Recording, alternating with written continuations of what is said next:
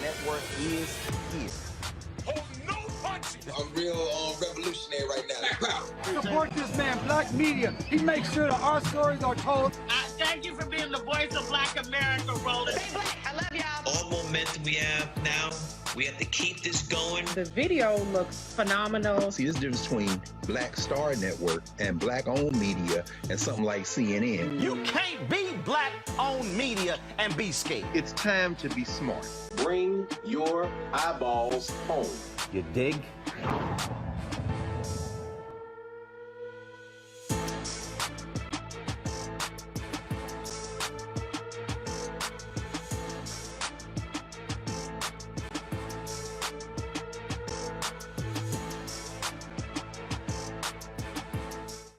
All right, folks, it is Thursday, May 12, 2022. We're here in Kansas City, Missouri, to talk about racism in the Kansas City Police Department. And we're going to have a deep conversation over the next 2 hours talking about what is happening in this city, why city leaders are not doing enough to deal with the racism within the department, but also how African Americans are being impacted in this community. We look forward to a great conversation with numerous panelists, and we also, of course, have our normal Thursday panel as well. And of course, we're doing this in partnership with the Urban League of Greater Kansas City. Folks, it's time to bring the funk. I'm Roland, Unfiltered. Let's go.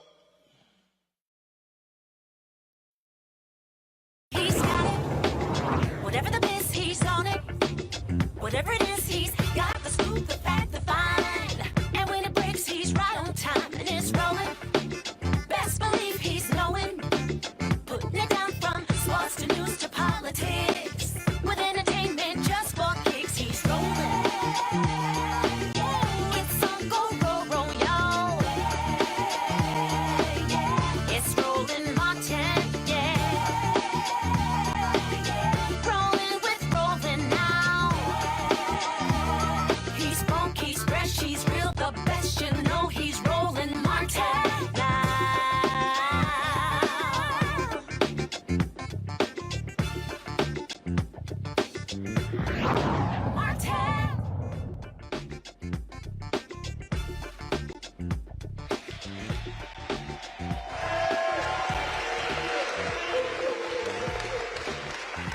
It was on April 18th when the Kansas City Star published a damning story talking about how black officers are treated inside of the Kansas City Police Department. But not only did that story focus on that, we also talked on the show with the head of the Urban League about how African Americans are being treated by this police department. And so one of the things that I said was, I will commit to coming here to hold a citywide town hall to not just talk about the problem, but also talk about what this community can do to actually change what is going on in this city, and also to reach state leaders to change how they are allowing the governance of this police department. It makes no sense. I've covered many stores all across the country, and I can't recall anywhere else in America where a governor appoints a board that oversees a police department, and the taxpayers are paying for a police department, but they have no say over how they are operating. And so we wanted to come here and talk about this important issue, and we have a number of people we have lined up. And just so people understand how significant it is, just yesterday, two sisters filed a lawsuit against the Kansas City Board of Police Commissioners for discrimination for race and gender. In addition to that, we'll also get into how the Kansas City Police Department allowed a white police officer to terrorize, brutalize, torture, rape, and some say murder countless black women, and nothing was ever done. So the question is, what is happening in Kansas City, and why aren't more Democrats and Republicans saying anything about fixing this problem? So there's a whole lot to unpack here, folks. We're at the Mohart Center here in Kansas City. Folks still are arriving, and so we certainly appreciate all the folks who are already here. Let me do this here. Let's introduce our panel. Gwendolyn Grant, she's the president and CEO of the Urban League of Greater Kansas City. Tim, is it Gradine? Okay, he is the retired Kansas City Police Department police officer. Laura McDonald is executive director for Mohart Center. Ryan Sorrell is founder and editor of the Kansas City Defender, and listed as a panelist, Glenn Rice, reporter for the Kansas City Star. If Glenn is here, let me know. I've known Glenn for years through the National Association of Black Journalists, and so look forward to chatting with him as well. So let's get started, because for a lot of people around the country, they know about what's happening in their particular city. We've seen stories done about other police departments, the Department of Justice doing patterns and practices investigation. But Gwendolyn, what we talked about was beyond shocking. With what's happening here, and I happen to also be talking, and once I told some fellow journalists and some others that I would be coming here, Bakari Sellers, attorney Bakari Sellers, told me about this case that he is involved with this police officer who was accused of murdering 10 black women. And I've seen, and I'll read some of the depositions in a little bit, and it lays out how numerous people complained to this police department and literally nothing was done about this officer. So just explain for the folks who are watching, who are unfamiliar with, how systemic and how deep of a problem it is with this police department. Thank you, Roland. Thank you for being here. Thank you for having me on your show a while back and then showing up when we called. We really appreciate you and your team for that. And thank you all for joining us this evening. I believe when you're talking about the officer, I believe you're referencing Officer Golubsky, who is with the KCK Police Department. But I mean, and it's highly relevant and important because here we have in the Twin City or the bi-state area 2 police departments that are problematic for our people. It's unconscionable that Officer Golubsky is still walking the streets free. It's also unconscionable that over the past, in the past 3 years, since we started looking at the problem here in Kansas City in 2019, KCPD has killed 3 unarmed black men. They're averaging, in 2019, they killed 2. They followed in early 2020, killing Donnie Sanders. We have Naireen Stokes here. They killed her son back in 2013, all with impunity. We just were able to get 1 conviction for the officer who murdered Cameron Lamb in December of 2019. And so we are a city or a community, as far as I'm concerned, under siege because we have over-policing in the black community, no redress. That's why we asked for an investigation by the Department of Justice to come in and look at patterns and practices of discrimination, both inside KCPD against black officers and in our community where they racially profile us, they abuse our women. We have an officer on the force who slammed a 9-month pregnant woman on the ground, on her stomach, and put his knee in her back. Nothing was done. I'm sorry, I kind of went on a little tirade there, so let me shut up and turn it back to you, Roland. We're fine. We're fine. Remember, I own my show, so we're fine. Yeah, okay, so but that just gives you an example of the challenges we have. And we have here in the audience tonight, we have family members who are of the victims of police homicides, and we have people from our community, the founder of our Urban Summit, and 2 folks who have been out in the community protesting for the past 2 years straight every Friday in front of the police department, amplifying our concerns about the injustices that are dealt upon our community by Kansas City Police and having a board of police commissioners that turns a deaf ear to our complaints. So we're ready to engage with you, Roland. Tim, nearly 20 black cops have left the department citing racism. From your perspective, does this department care? Have they put anything in place to listen to their concerns? I mean, that's a heck of a number for 18 cops to say, you know what, I'm out of here because look, we're supposed to be all blue, but in fact we're black. The sad reality is that this department, just like they said, the Board of Police Commissioners, they're complicit where they don't overlook the police department and judge objectively. They're not doing what they were created to do. And so who's running the police department is middle management. And over the past 5 years, I've been going to Board of Police Commissioners meetings from the first time when they hired Chief Smith. He and I went through the academy together. I approached the board and said, come talk to us as police officers. Some of these officers don't feel comfortable talking openly about their oppressors in the presence of their oppressors. Doesn't happen because there will be consequences about answering calls. So you have the chief up here, but the white male majority in the middle are implementing their own policies, dictating policies. They're benefiting off of it because they're getting training and take-home cars, and they're using this to go somewhere else to become a chief of police, and they don't care about minorities. And so we could further my conversation because I was terminated, and there's other officers or supervisors or commanders, white male commanders, that have done far worse things, and they keep their jobs. And so nothing's done. So I approached the board 5 years ago when they hired Chief Smith and say, come talk to us. It didn't happen. I did it when we got Mayor Lucas back in 2019. It didn't happen. I did it last May when we got Bishop Tolbert. It didn't happen. And the people you're naming are board of police commissioners of the board. Yes, these are board of commissioners. I'm coming to the board saying, come talk to us. We want to talk to you privately about things we cannot discuss in public, because I don't want the officers that I've trained and led for years to be treated badly. So you requested for the chair of the board to have these off the record or off-site conversations, and in each case, they refused to do so. Correct. No effort made. None. My last stance was on February 25th when they retired me, and I've been waiting 60 days, probably almost 90 days now, for a response, because it's important that you guys know what it takes to run a police department and what we're looking for in a chief. Nothing will change. I don't care who, you can get the Pope here. If the system isn't changed, then you're going to have the same old thing. And women, it's the same thing from the 60s.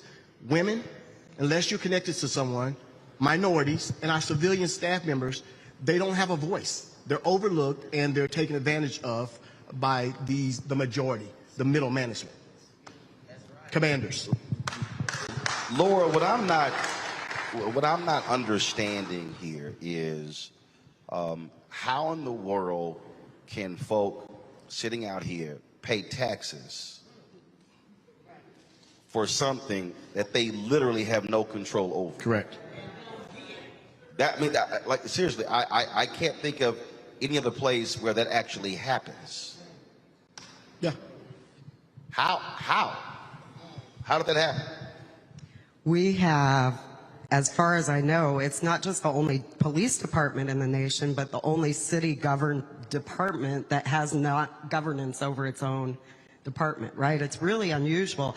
There's no department in any city government that I've known of in the whole nation that's controlled by the governor appointing a board to it. It's so here in Missouri, unusual. The governor appoints, and how many people are on this board? Four, and I'd love to share with you their demographics. The Go governor ahead. appoints 4, and then the 5th is occupied by the mayor. And so we looked at, my organization was birthed in 2004, so we looked at that amount of history, and 18 people have been appointed, Mr. Martin, in that amount of time, and 10 of them have been white males, 4 have been white female, 3 have been black male, and 1 black men, and 1 Latino. No women of color in 18 years on that board. And for people who live in this community, even more egregious, 10 of those Board of Police Commissioners have resided in the neighborhood of the Plaza and Brookside, which we all know, you may not, is a very white, predominantly white, affluent neighborhood of our city. So there are entire regions of this community entirely unrepresented by, whether it's a Democrat or governor, entirely unrepresented on that board. And what I would suggest is the neighborhoods where people are protected and served by police predominantly are represented, and the neighborhoods where people are heavily policed are entirely unrepresented. And there's never 2 black people on the board at once, except the seat occupied by the mayor and then the 1 appointee. So the mayor is a part of this. The mayor occupies, they get 1 out of 5 votes. Right. Though. So we elect a mayor and they get 1 seat, and then we don't elect any of the other people that occupy what we cheekingly call the Board of Police cheerleaders. So you have a board that is unelected. That has complete control over all police matters in this city. And appointed by a governor we don't elect. So they have no accountability to us, and quite often they're political donors. That's how they get the attention of the governor. When it comes to this arrangement, has this mayor or previous mayors objected to this arrangement? Yes, sir. This is a really unusual scenario. When the city relinquished control, if you will, it was very short-sighted. They didn't look for a way to take it back if we were ready, right? So at one point, the city relinquished control? The city voluntarily relinquished control in the 1930s.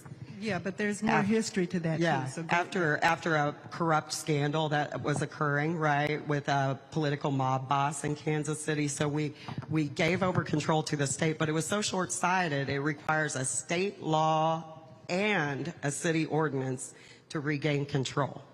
So we've been scrapping for that for years now. And the state legislature has had no desire. Well, Missouri state legislature can be difficult around things like policing and law enforcement. For sure. Yeah. There's some members that are growing in interest of supporting it. So let's talk about this current board. Ryan, the chair. Board, you have a pastor. No law enforcement background, correct? Correct. Any public safety expertise? No.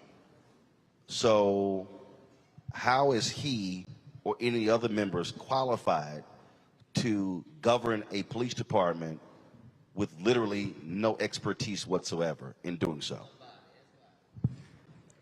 I think that's a good question, and for me personally, I tend to not even look at who is governing the police department. I look at the police department as an institution. I look at it historically, what has it been doing to our community as an institution? And so when we're talking about what has the Kansas City Police Department done to the black people in Kansas City historically, the question for me is, have they ever served a purpose of justice? And so the Kansas City Police Department this year is 148 years old. And just last year was the very first time ever in our entire history, 148-year history of the Kansas City Police Department, that a police officer was ever indicted for murdering a black person. And so to me, that seems like a police department that operates much more like a criminal terrorist organization, quite honestly, than it does anything that is actually providing justice to our people, providing public safety for our people. And another thing that I quite frequently like to tell people is that the Kansas City Police Department receives tens of millions more dollars than every single Kansas City public school combined. And so every single Kansas City public school combined receives less money than the Kansas City Police Department. And so when we talk about what is in our control, what are we able to take action on, what kind of initiatives are we able to initiate, to me, I think what is in our control oftentimes is things like voting for the city budget and not voting for increasing the police budget, because we know, once again, that the police historically have not kept us safe. And the very last thing to me that seems very illogical oftentimes when we talk about the police is that, for instance, when we're talking about nonprofits, when we're talking about new programs within nonprofits, we always have to provide all this documentation, these statistics, this data, saying these things specifically work, these initiatives, these programs work. But whenever we're talking about the police department, it seems like regardless of how horrifically they do their job, no matter how many people they kill, no matter how many people they murder, we still oftentimes say, well, our cities are unsafe and we need to give the police more money. And so to me, that's what's in our control, and I think that that's often where I try to talk about the conversation. When we look at, you mentioned the budget, mentioned that. What has been the response of the city council? Because at the end of the day, if you control the purse strings, you actually have the power. So have they shown any guts whatsoever to say, you know what, unless we get these changes, we are going to hold back the money? No, and no. Well, let me take it back. They got some guts last year, and they passed an ordinance to only provide to hold back about $30 million of that budget from the police department, which basically is to only fund the department at the level that is mandated by the state. So they did that. Then the Board of Police Commissioners filed a suit. The judge ruled in favor of the Board of Police Commissioners that they did not have the authority to withdraw that money or to hold it after the budget had been allocated. However, the judge did say that in the next budget cycle, you do have the freedom to only budget, to provide only the mandated 25%. So our mayor and our city council didn't do that. They were given the power and the authority to do it. What they did was pass an ordinance to give them the same amount of money they've been giving them after having filed that lawsuit. We didn't understand it. We spoke up strongly against it. And then less than 2 weeks after they did that, the outgoing police chief said that they were not going to spend money or they were going to shut down an investigative unit after the city gives them all this money and with no control over it. Once they pass that budget and give it to the police department, I mean, they have no other say so. The only power they have is the power of the purse, and they won't exercise that power. Which sounds crazy to me. I mean, it's sort of like when I'm looking at Congress. I mean, when Congress withholds money, that's how you get folks' attention. And so, I mean, to me, that's absolutely weak leadership there. Who on the city council is an ally? And first of all, how many council members are there? 12. 12. We have 6 districts, 2 council members per district, so we have Mike. 12 council members, 1 in district and 1 at large in 6 districts, and the mayor. The mayor is the deciding vote. There are 13. So of the 12, how many are allies in trying to seek these changes, or is this go along to get along? That's a good question. One of our allies, unfortunately, couldn't be here this evening. Originally was going to be here, but she's ill this evening. Councilwoman Melissa Robinson has been steadfast in support of our community and a strong voice on that council. There are other council members who support the effort. Actually, 9 council members voted with the mayor when he withheld the funds back last year. But so 9 council members voted to withhold the funds last year. And then when they had an opportunity to actually do something, make a difference, they didn't do it. They didn't do it. So what the hell was that for? For show? Good question. Go ahead. There was an insane amount of political backlash after they did that. I think the media took the narrative in a very white direction and very police-friendly direction. And at the end of the day, they all lost their courage. I mean, that's how we see it, right? They lost the courage that they exercised for a fleeting moment. We were so excited about.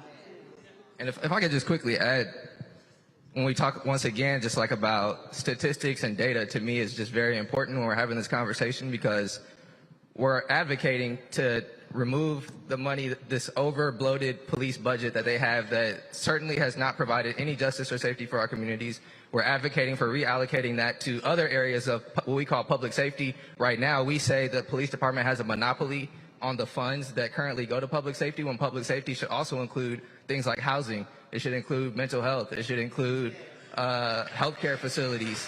And so once again, we talk about data and statistics. Between the years of 2012 and 2018, we increased the Kansas City Police Department budget by 24%. And in that same period of time, the violent crime rate increased 47%. And so to me, that tells us one of two things. Either not only does increasing the police budget not work, but there's also a possibility that increasing the police budget actually has a positive correlation to increasing violent crime rates.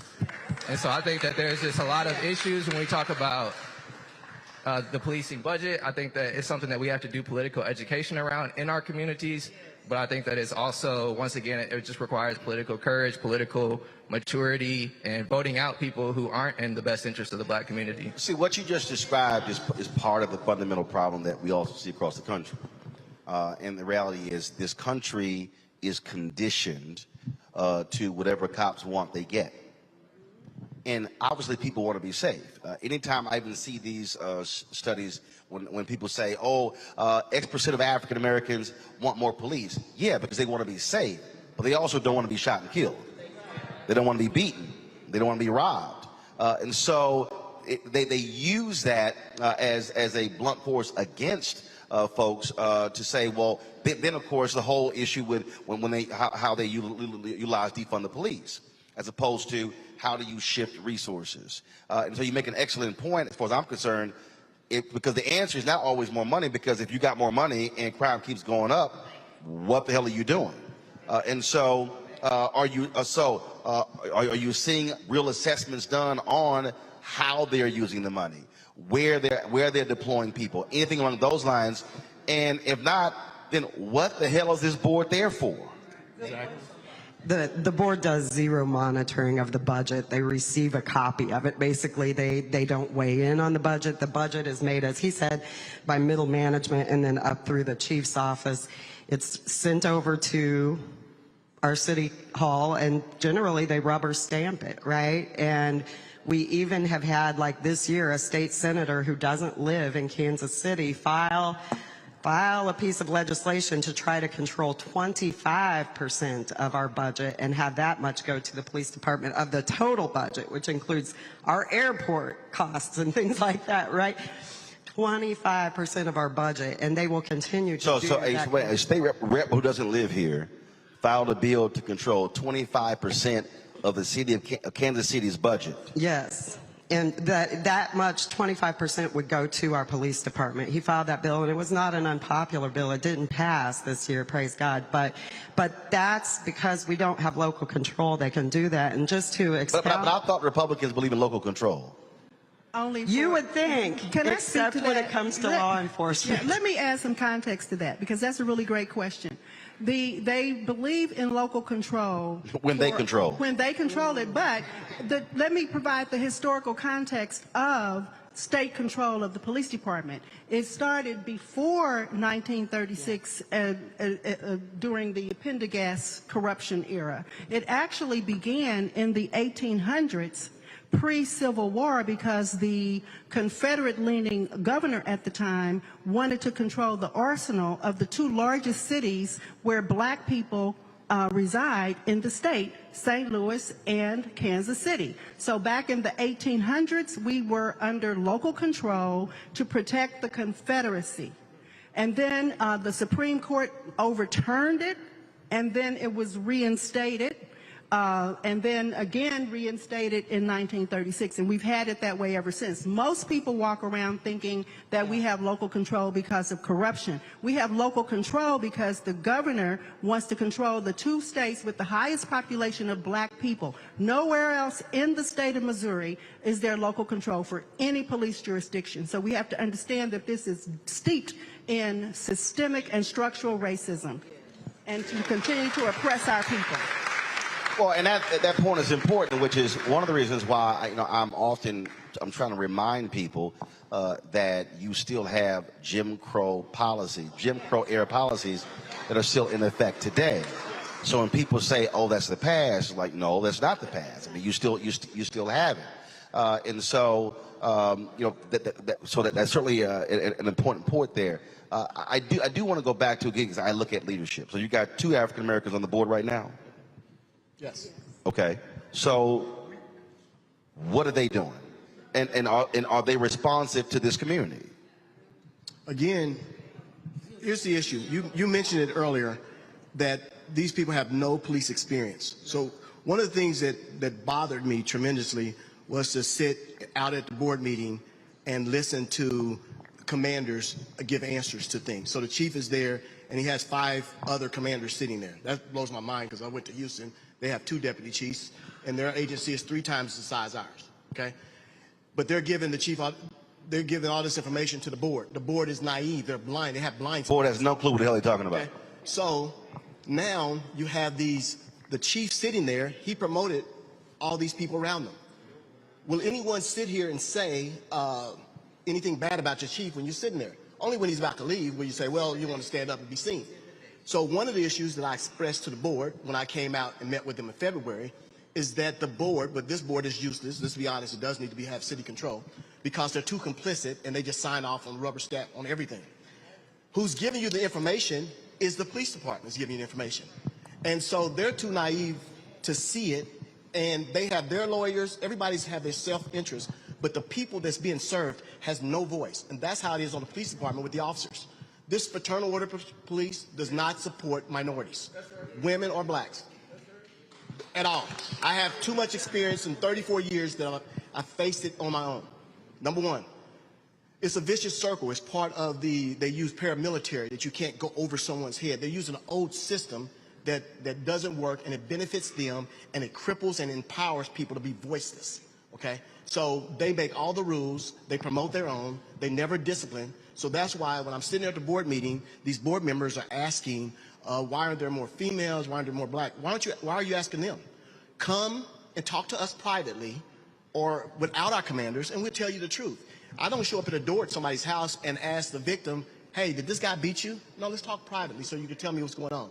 And time and time again, the board is not interested in knowing the truth. So they get all this information from the police department, and so it won't change. When you have a police chief that hires his deputy chiefs, and he makes all the major promotions just off of who you know. I've had commanders, black commanders, that was 17 to 18 years that didn't get promoted because the chief has to know you. So you have to fall in line in order for the chief to do it. And he does the two major promotions that affect the whole police department, to deputy chief and also the major. These are the people making all decisions at every division station. That has to change. But you definitely have to have city control in order for someone, you're giving your money away, and I'm sad because my family lived here. I grew up on 20th Street. My 99-year-old aunt and 93-year-old aunt still live in the 3rd District. So I was hoping to speak to the councilwoman here. So I've taken a vested interest. So now they flip the script, and you only have to work in the city to patrol. We're going backwards. We're not going ahead. Now they can work outside the city limit and come in and patrol. So was that a recent change? Yes. Yes. Recent.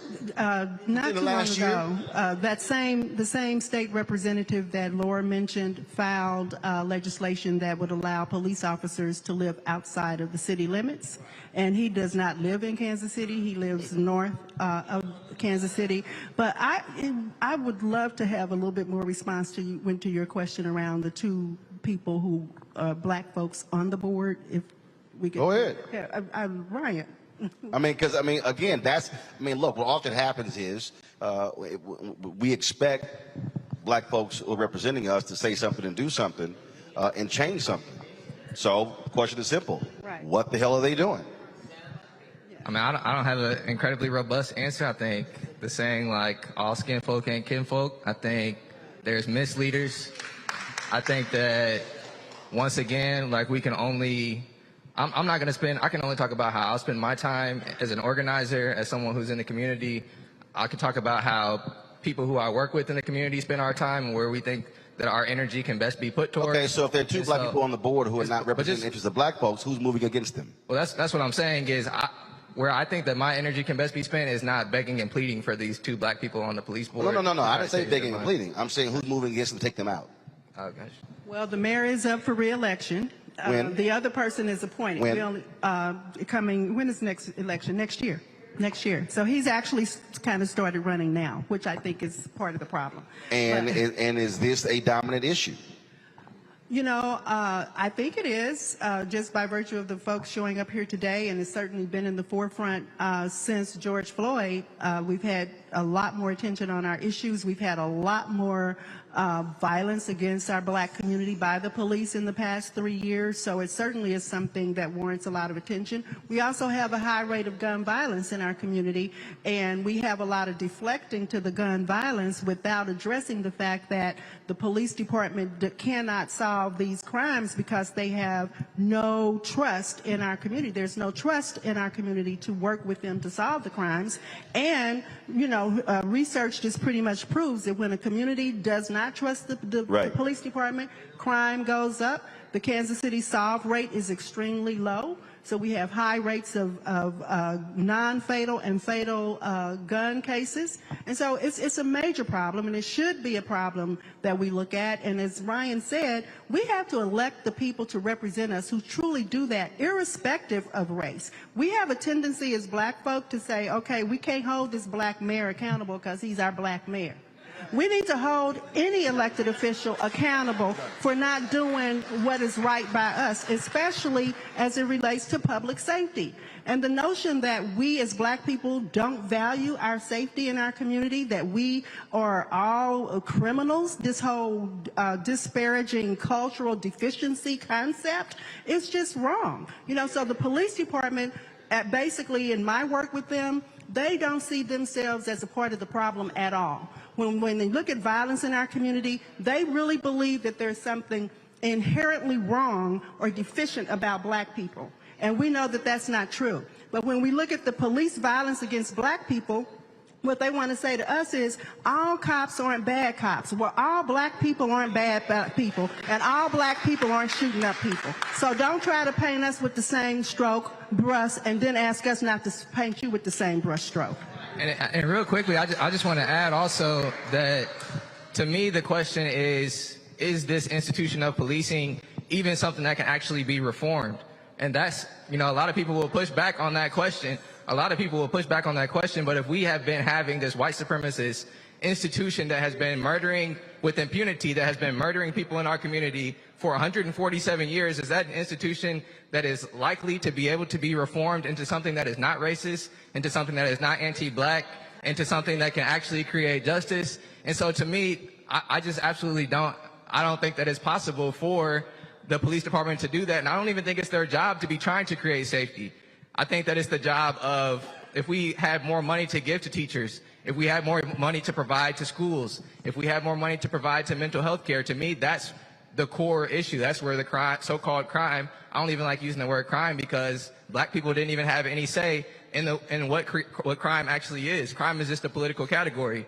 Crime is a political category that was created by white people, mostly old white people at the beginning of the United States of America. So we can't even use this word crime because right now, white people can smoke weed and it's not considered a crime. It's considered something that they can just do to have fun, or they can sell weed and it's considered something that they can do to be an entrepreneur. But when black people do it, it's considered a crime. So I think we have to interrogate really, what does safety actually look like? How do we actually create safety?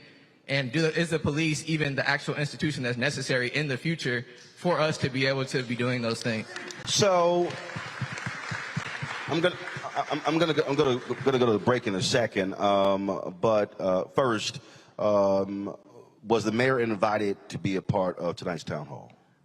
Not personally, no. We just promoted it like we did. No, we didn't invite. And how about President of the board, Mark Tolbert? No, we intentionally did not invite Mark. See, and the reason being is that Mark has been non-responsive to our work from when we started, and it's just been very disappointing. He's appointed by the governor. He doesn't listen. The mayor, we elected him, and we can recall him at the ballot box. But we can't recall. He certainly can't be recalled. But I'm still curious as to who does he talk to? Who does he go in front of?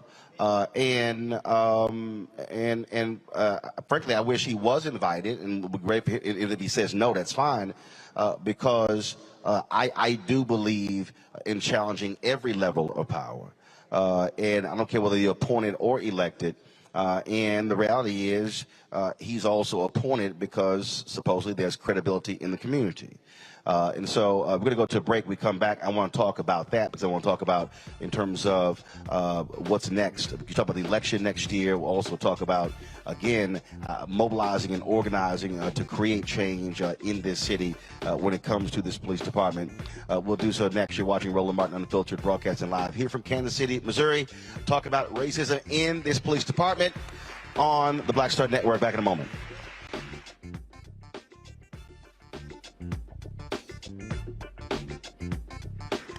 On the next Get Wealthy with me, Deborah Owens, America's Wealth Coach, you're going to learn about the silver tsunami, which means that 1 million people are turning 65 every day, and they're going to need some kind of care. You're going to meet two sisters whose situation with their own family led them to start a business in this industry, and now they're showing others. This is our passion, our mission, our purpose, our ministry. That's right here on Get Wealthy, only on Black Star Network. Pull up a chair, take your seat. The Black Tape with me, Dr. Greg Carr, here on the Black Star Network. Every week, we'll take a deeper dive into the world we're living in. Join the conversation only on the Black Star Network. Next on A Balanced Life with me, Dr. Jackie, summertime when the living is easy, or is it? Summer vacations, class reunions, kids in summer camp, all fun, but stressful. You need to get into a summer mindset and have a plan. Oh yes, our panel gives us their favorite summer planning hacks. On the next A Balanced Life with Dr. Jackie here at Black Star Network. We're all impacted by the culture, whether we know it or not. From politics to music and entertainment, it's a huge part of our lives, and we're going to talk about it every day right here on The Culture with me, Faraji Muhammad, only on the Black Star Network. Yo, what's up? This your boy Ice Cube. What's up? I'm Lance Gross, and you're watching Roland Martin Unfiltered.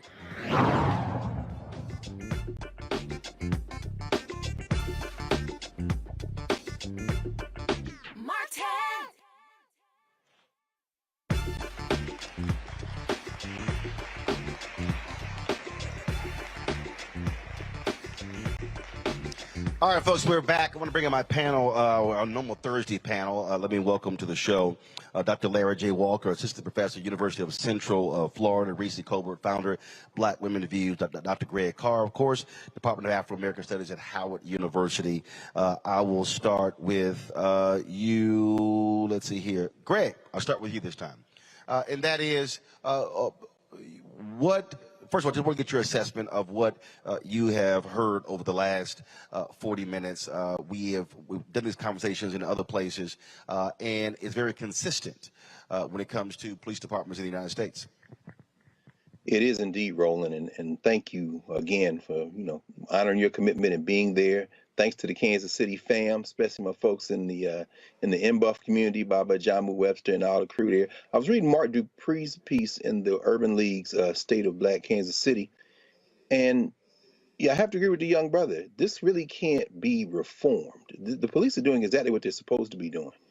And while it may be the only polity in the country where you have a state intervening as it is, it's very clear that this white minority rule in Missouri, which stretches back to when they were fighting going westward expansion of the slave power in this country, continues to this day.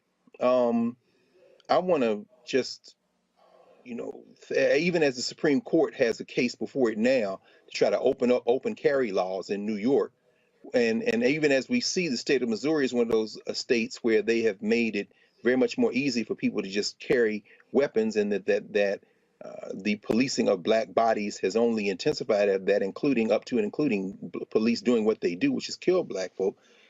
I want to say I'm encouraged finally by the conversation leading towards solutions, which include defunding the police, meaning transferring resources to social programs, as we just heard, education, other things. I would add to it, there needs to be a form of non-cooperation with the police, quite frankly. These are our open enemies. What do they need to do to make us stop with the illusion that somehow they can be reformed? I think there needs to be boycott, selective buying. Businesses that don't support changing this structure need to have our community support withdrawn from them. And we need to get together in our communities with Stop the Violence campaigns, dealing with local leaders, not just elected and appointed officials, but folks at the neighborhood, block by block level. And I think that the police need to be excluded from all those conversations because these people are hunting. They're patter rollers. They're hunters. And there's no way to reform a hunter or a patter roller. They need to be eliminated. Reese, one of the things folks here have asked is for the Department of Justice to step in and do a patterns and practices investigation. We've seen this Biden-Harris DOJ be very aggressive in doing this in other cities.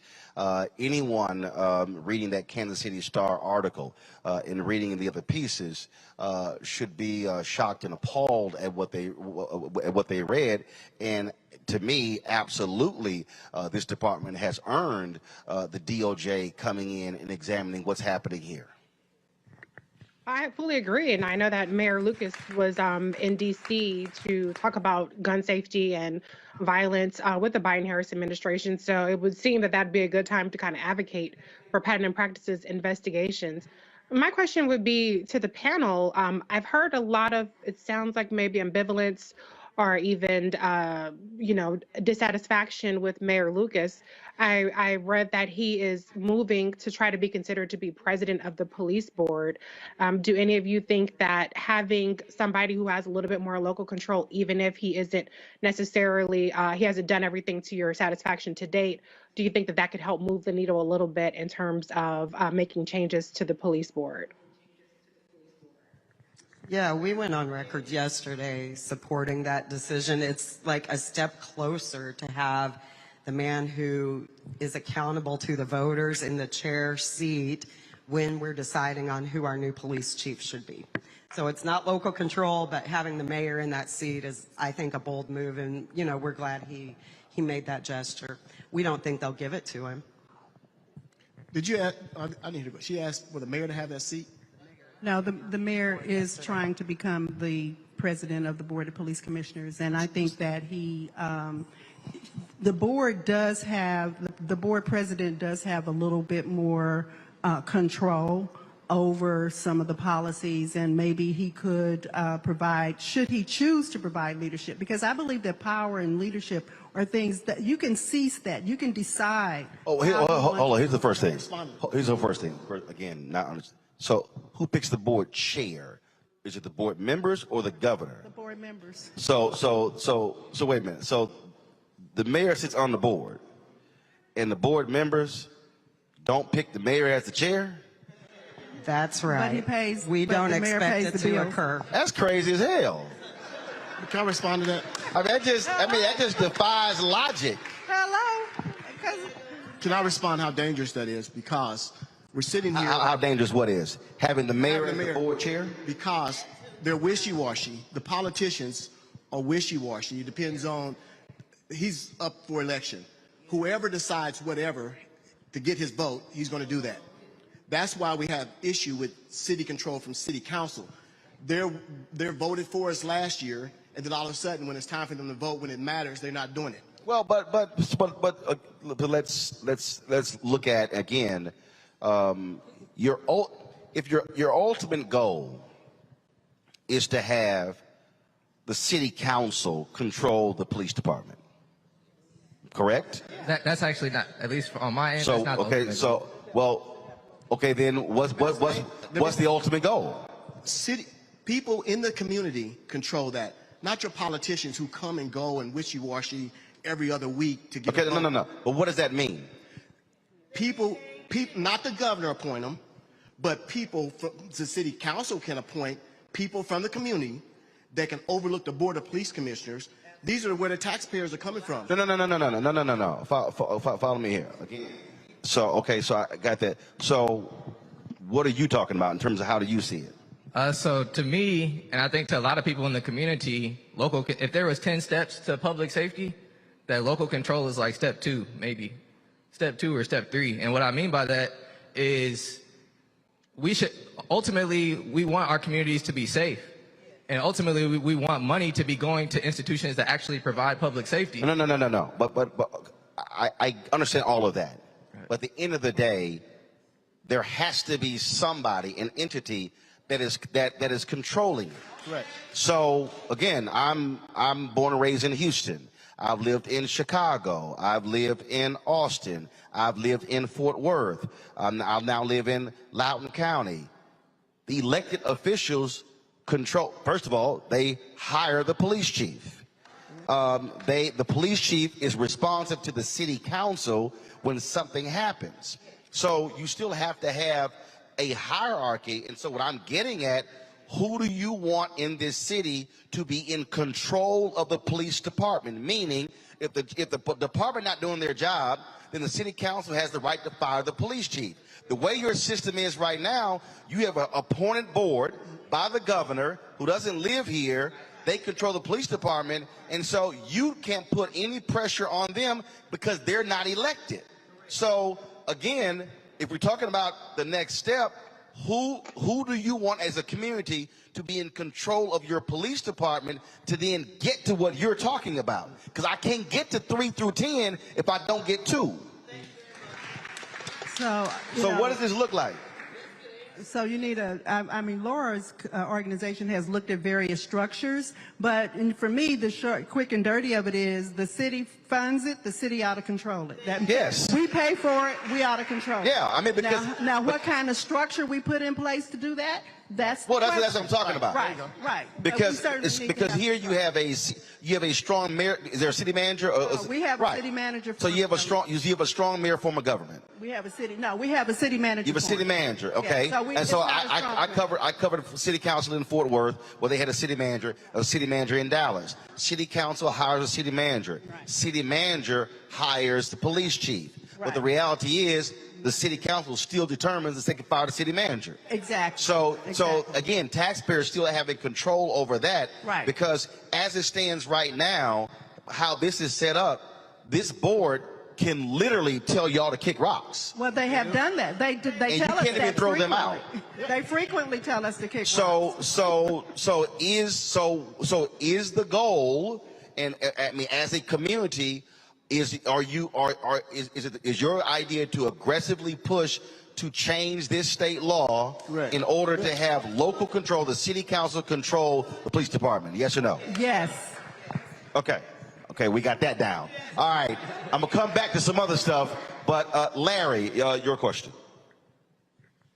Well, Roland, I want to say, first of all, this is modern day apartheid. It's that simple.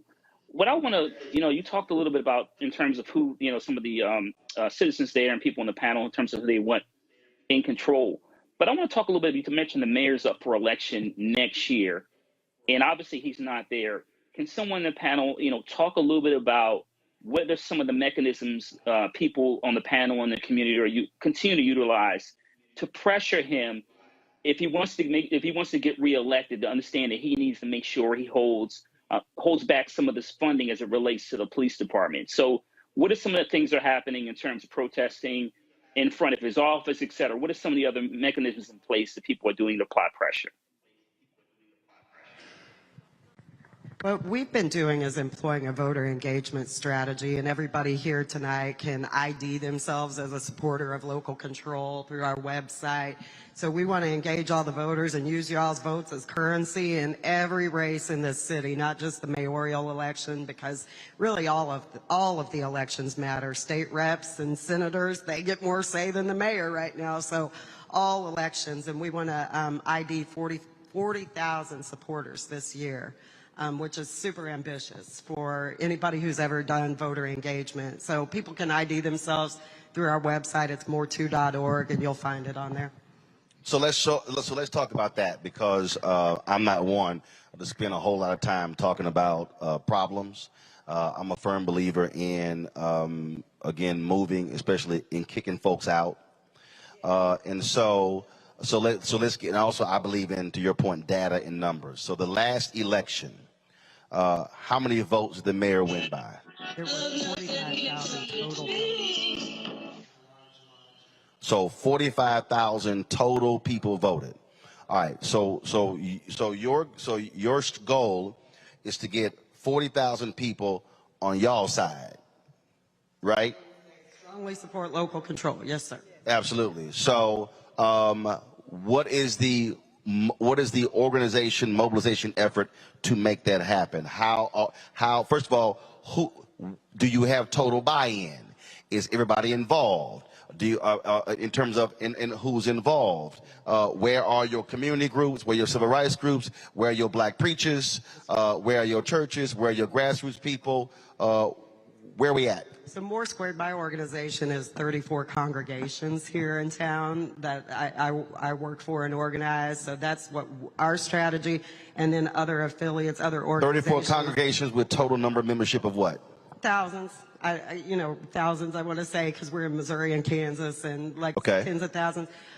So we're pushing it through our congregations. We've got people here tonight who probably have ways that people can sign up tonight. And then we're just now starting to onboard other affiliates. And we've gotten commitments from Councilwoman Robinson, Mayor Quentin Lucas, that if we garner this many supportive voters, they will put it on the local ballot. They can't put it on the state ballot, but they will put it on the local ballot. Have y'all created a contract that you're asking all candidates to sign?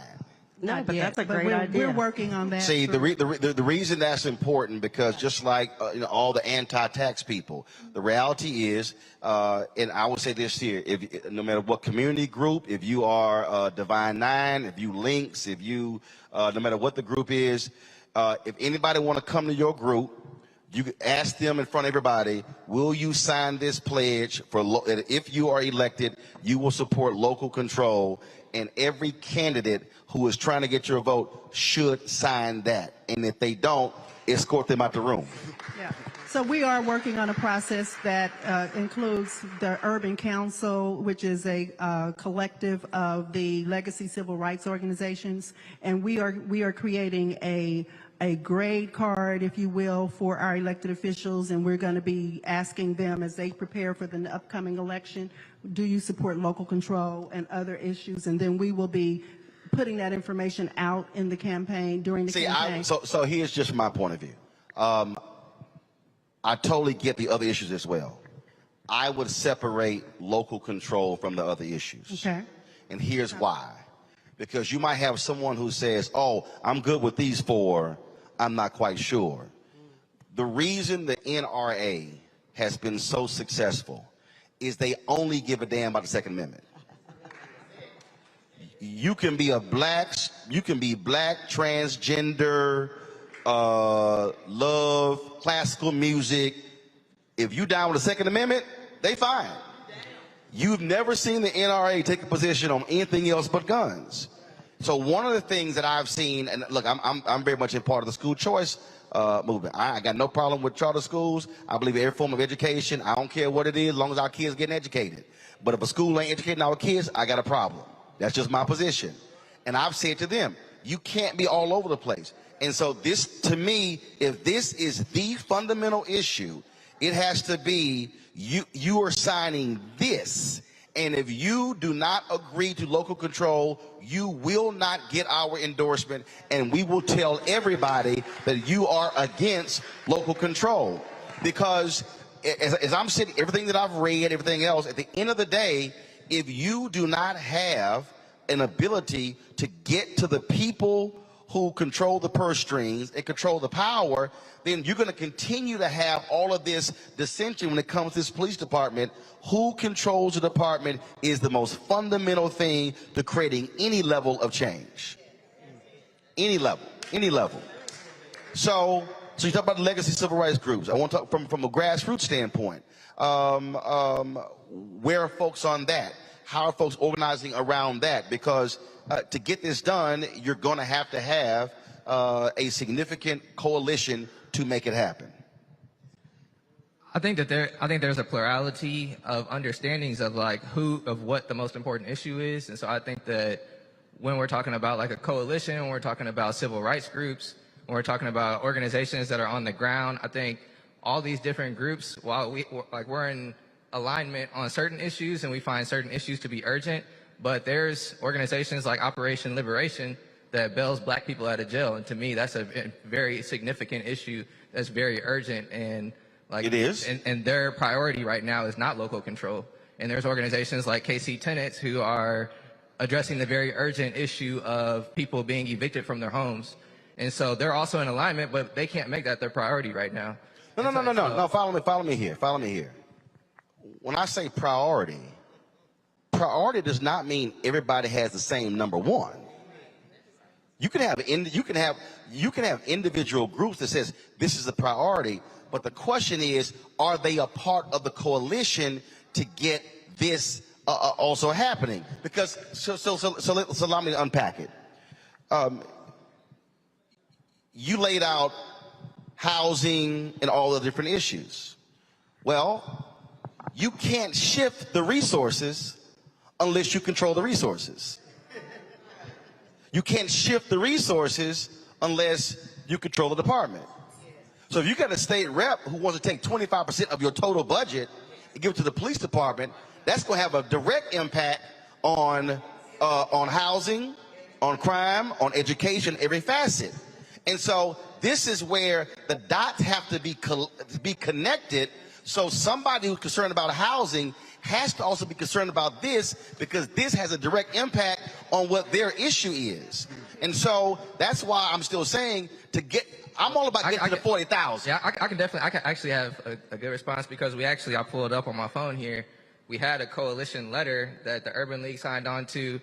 This was actually it was a historic open letter that we sent to the mayor. And it was signed on to by the Urban League of Kansas City, the Southern Christian Leadership Conference, Operation Liberation, the Real Justice Network, National Black United Front, Sunrise Movement of Kansas City.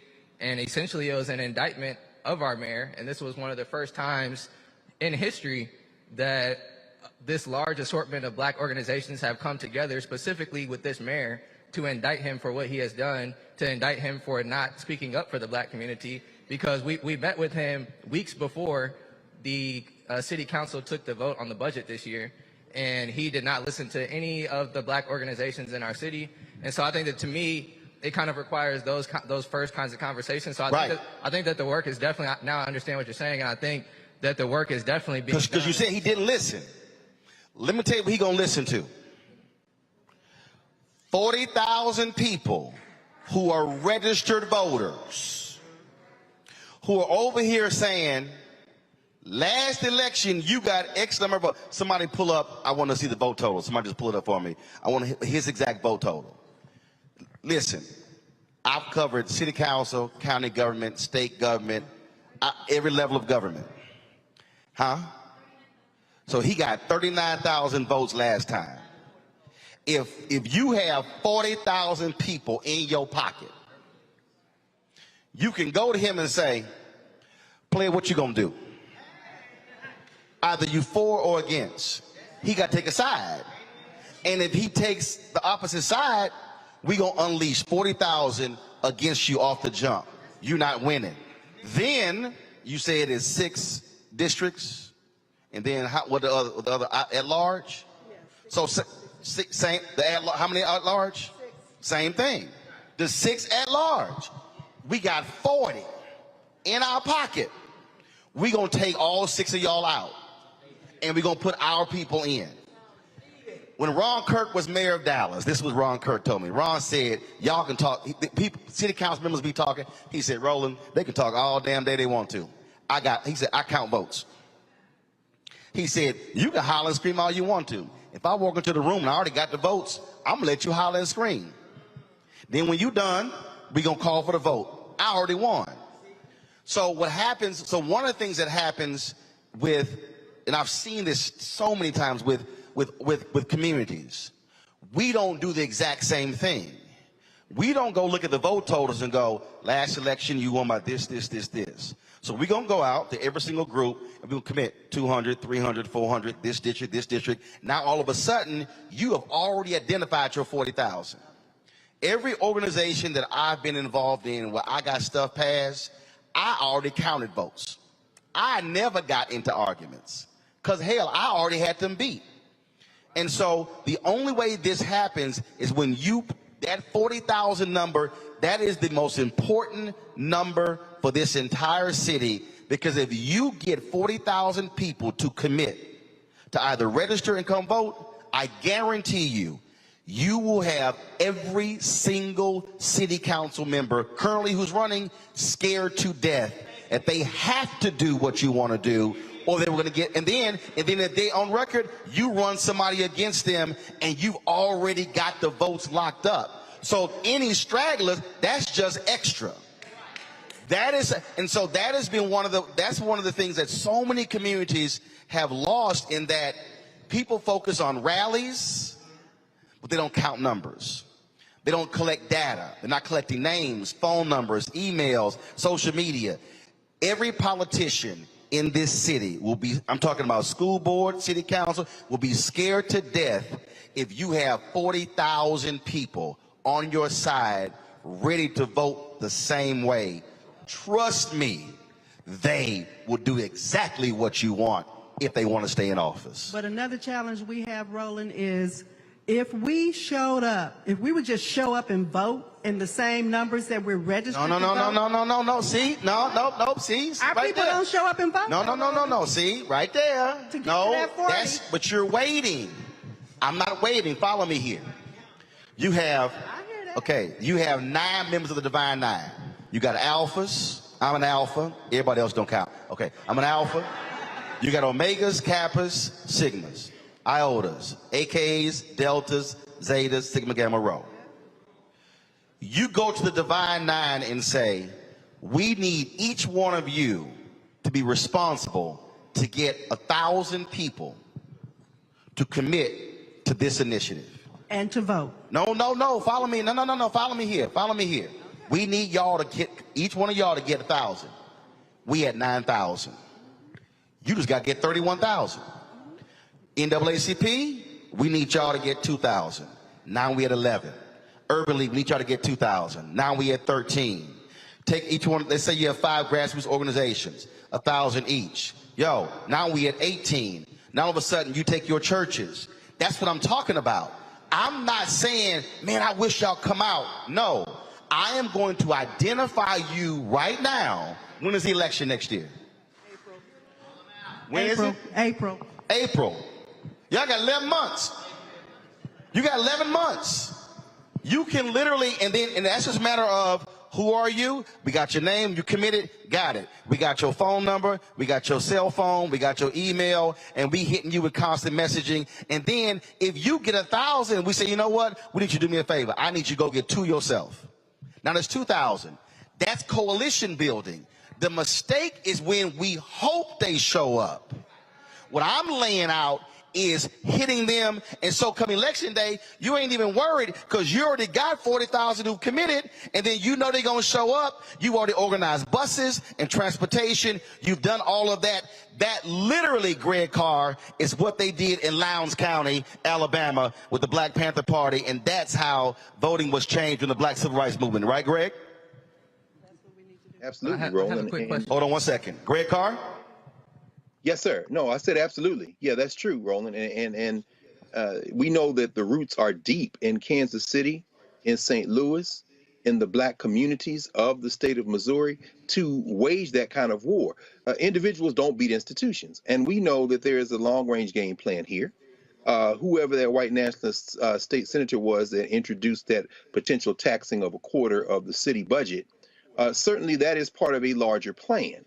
If there is some clawback of local control, he wants to institutionalize the draining of resources. And so he threw that trial balloon up there to see where that goes. We've seen this before, but finally what we've also seen before, and again, you're absolutely right, Roland, and what we've seen in Kansas City is when people get together and decide that they're going to impose their will, they can succeed. I mean, you know, I'll be the last one telling anybody sitting there when they walk down on 18th and Vine, Rube Foster was like, oh, you white boys gonna keep us out the league? No problem. We'll create the biggest business in the history of Black America.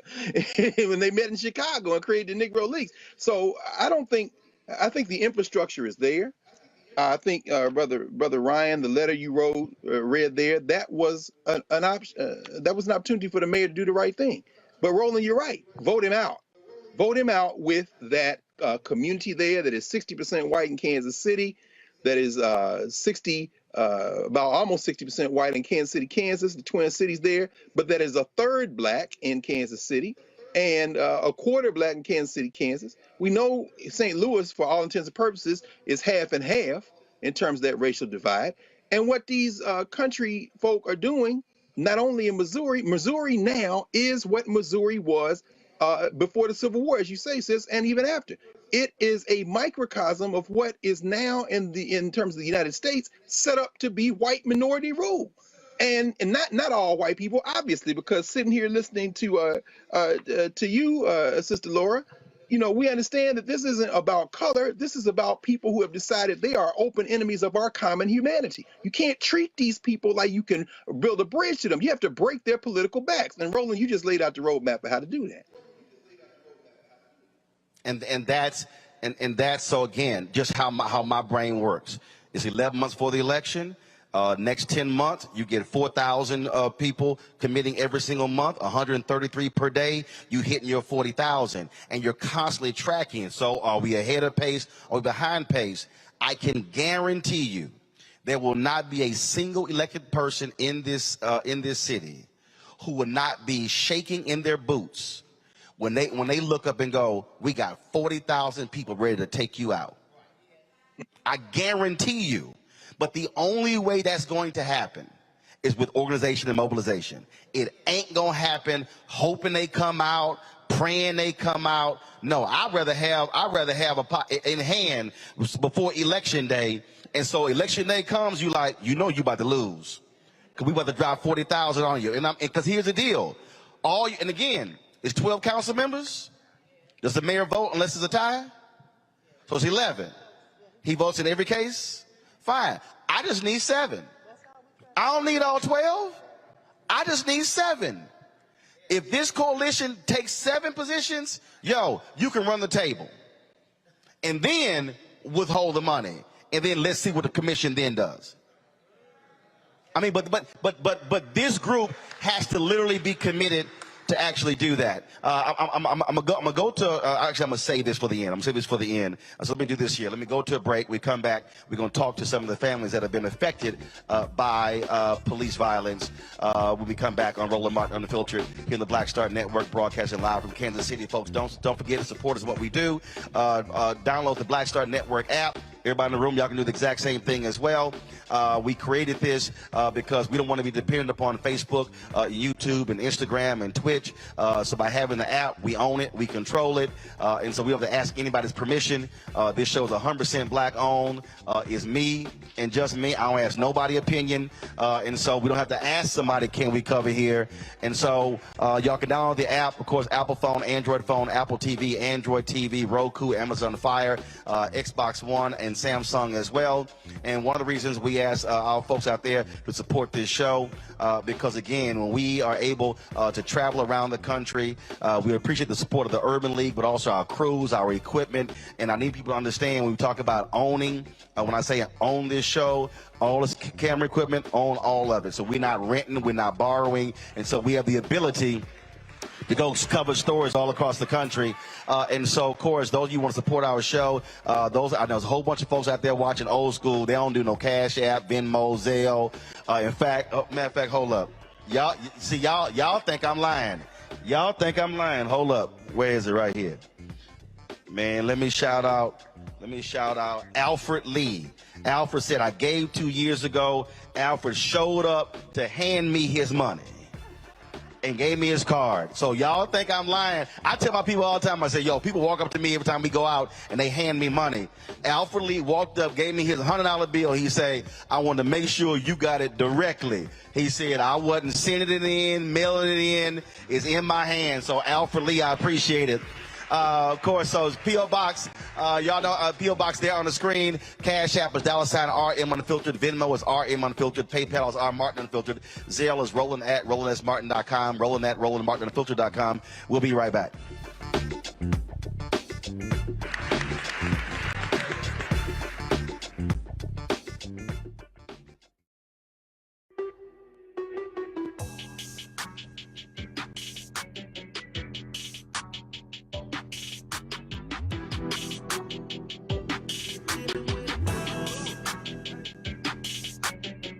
Hey fam, Patrol Grooming is a black-owned men's grooming company that delivers on this promise every day to men everywhere. Everything we do, every product we make is designed to help you to present your best self. It's a promise they've kept since 1991 when they first introduced the Bump Patrol brand, the #1 men's product for a smooth, bump-free shave and silky skin. Millions of customers count on their exceptional skincare products, which can be found at more than 30,000 retail stores in more than 50 countries around the world. Now you can have exceptional beard and skincare products that are as unique as you. Fellas, as we prepare to head back out into the world as COVID restrictions are being lifted, it's time to get our groove back. You can visit patrolgrooming.com to order a Patrol Grooming box and do this. Use the discount code #Roland30. That's #ROLAND30 for a 30% discount at the checkout. We appreciate Patrol Grooming being a partner with us here at Roland Martin Unfiltered and the Black Star Network. Why is it so hard to see Panther? What's the deal? Wow. I mean, if you go to Amazon, I think I tried. So I have a collection of That's a hard movie. They charge you $300 on Amazon. I was like, I'm not about to pay no $400 for a VHS copy.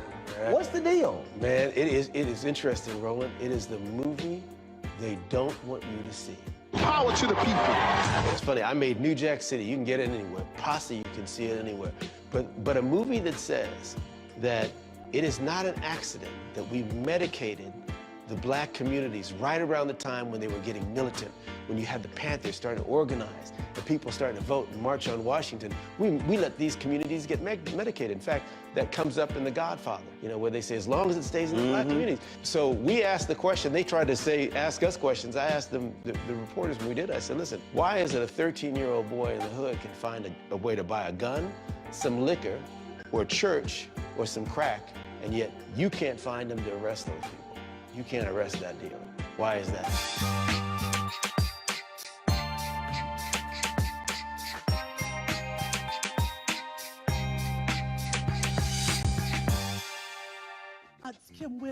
what's up? This your boy Ice Cube. Hey, yo, Peace World. What's going on? It's the Love King of R&B, Raheem Devon, and you're watching Roland Martin, Unfiltered.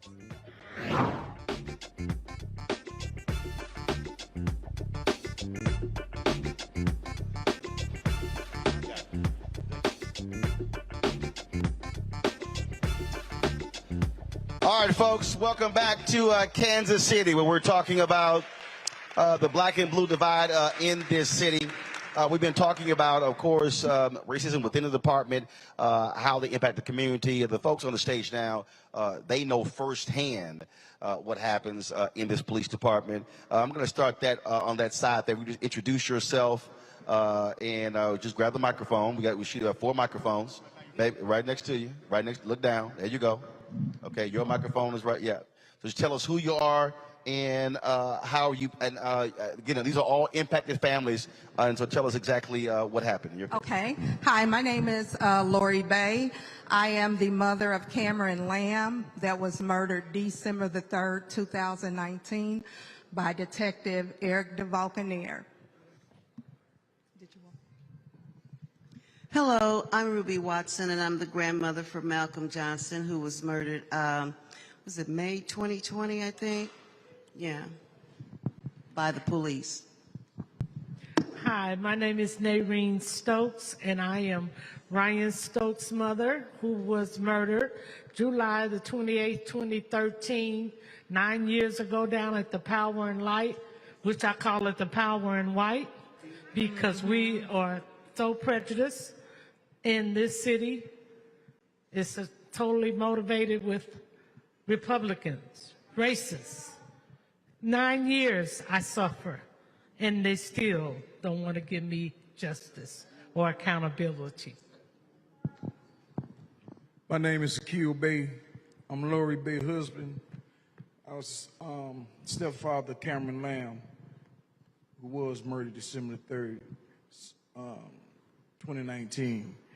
It's the first time in history of Kansas City that a white police officer has been charged, found guilty, and sentenced for killing one of their citizens.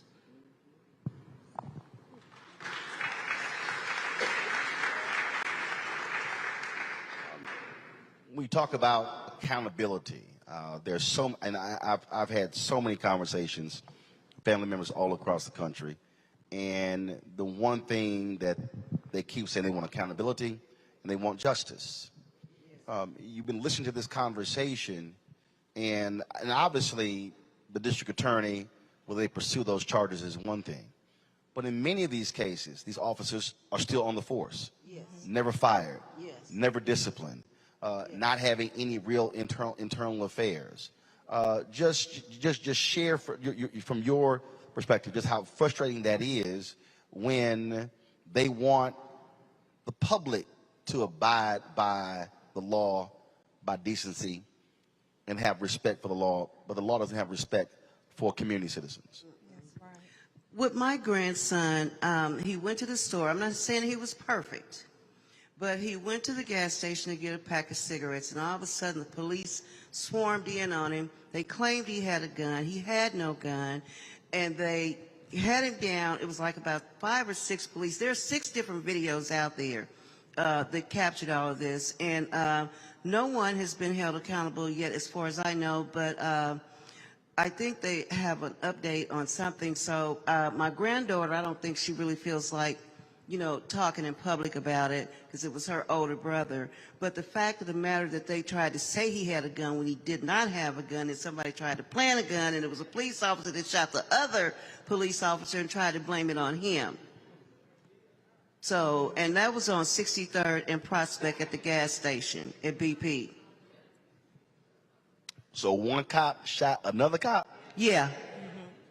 Yeah, and tried to pin it on him. They had him down. He was on his back, first of all, and they had his hands, they had his feet. So how could he shoot anybody? But first of all, he didn't even have a gun. But that's what happened. Wow. Yeah. It's crazy. Ryan was killed down at the Power and Light, accused of also having a gun. There was an altercation before that with some white boys from Johnson County, Kansas, that says Ryan and his friends had stole a cell phone. I remember that. Cell phone never was found, couldn't ping the cell phone. Don't know what happened about the cell phone issue. All I know is next I hear that there was a foot chase and they were chasing after Ryan, saying that he was the person that stole the phone or stole anything. I'm still confused about it to this day. But then the gun comes up, that he was supposed to have a gun, and he wouldn't put it down. So they had to shoot him 5 times in the chest when they come to my house. This is what they tell me. But when I go to view my only son, Ryan was my only son, 24 years old. Wow. We go to view the body thinking that they've shot him in the chest and he was shot in the back. How do you call that justifiable? To shoot a young man in the back with no gun. And I'm supposed to believe it. I'm supposed to take it, sweep it under the rug. I'm supposed to be silent. Right. Any DA investigation? None. No video. It wasn't nothing. They treated those people down there. They had also pepper sprayed them. They treated them like it was back in the 1960s. Wow. That's just wrong. That's just wrong. You know, I see wrong all in it. I see dirt all in it. I've went through 2 chiefs, Roland, and 2 mayors, and neither one of them have came to me in a respectful way and tried to give me something. Nothing. Y'all heard the conversation earlier in terms of what folks want to see happen. What do you want to see change with this department, with this city? First of all, they need to come and be open and man enough, woman enough to talk to us, the citizens, and hear us out and give us accountability. Definitely. Give us the justice. My son's case has not even touched a jury, a judge. It went to a judge that called it qualified immunity. So now they want to say that's I can't do anything. I'm in appeals, just sitting. I'm just sitting, waiting. So I'm confused. What could we do? What should I do? What more can I do? Well, I'm kind of like her.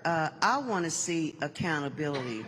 And the sad thing about it is we know that if the cop had been black and the person had been white, that police officer would be in jail right now. Absolutely. I don't understand why it takes so long.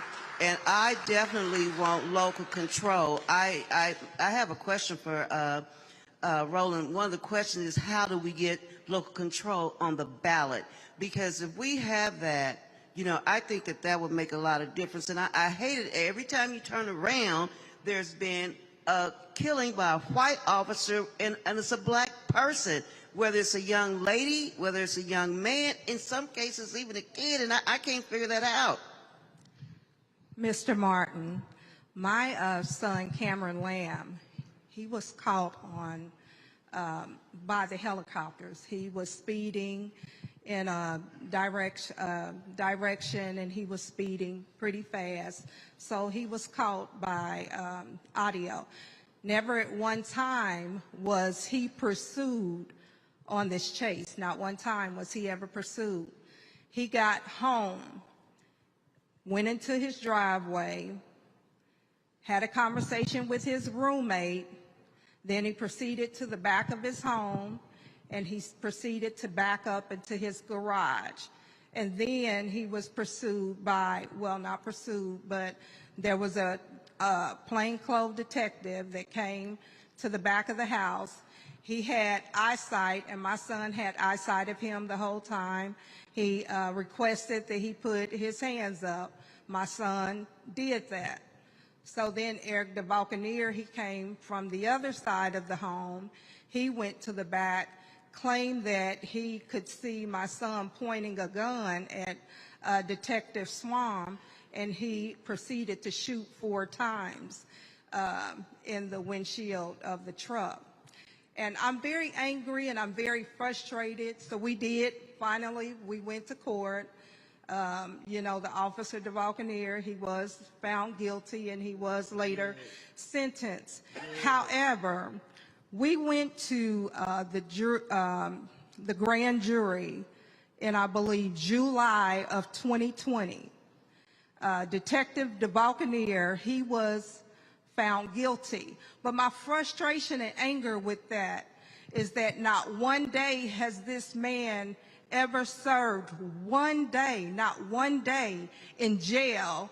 He posted a $30,000 bond, which he has literally been out since the entirety of the grand jury.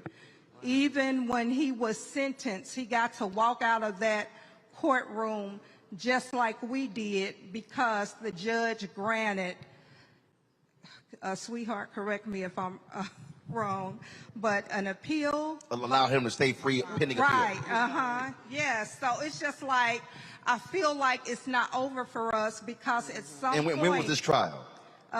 When is the next trial? When was his trial? It was in December. Well, let me see. It was in November. Thank you. So he's been free pending appeal for the last 7 months. Yes. Reese, I'm going to bring you in here because we talk about all the time on this show the George Floyd Justice Act, it failing due to sorry person like Senator Tim Scott of South Carolina.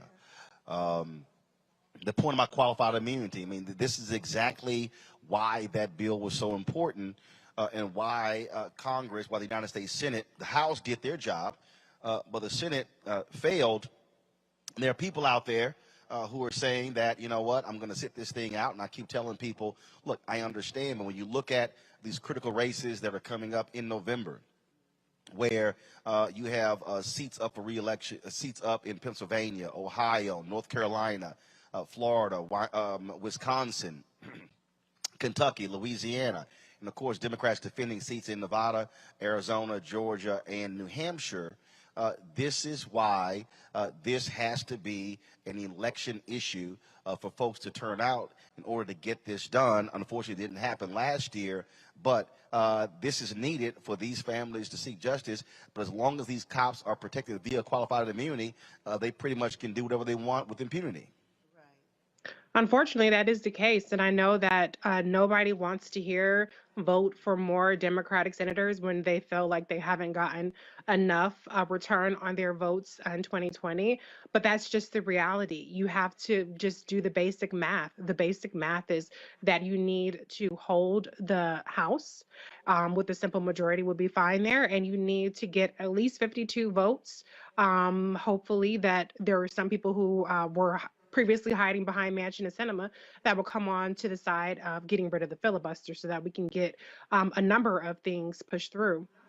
But I think there also speaks to the culture of these police departments. You know, I was reading in the case where, you know, the police officer, Daniel Straub, actually, you know, blew the whistle on the fact that the police narrative was inaccurate. And he's the one who's out of a job as opposed to the one who actually shot, you know, Miss Stokes' son, and he's still on the force, or at least it was at the time of this article.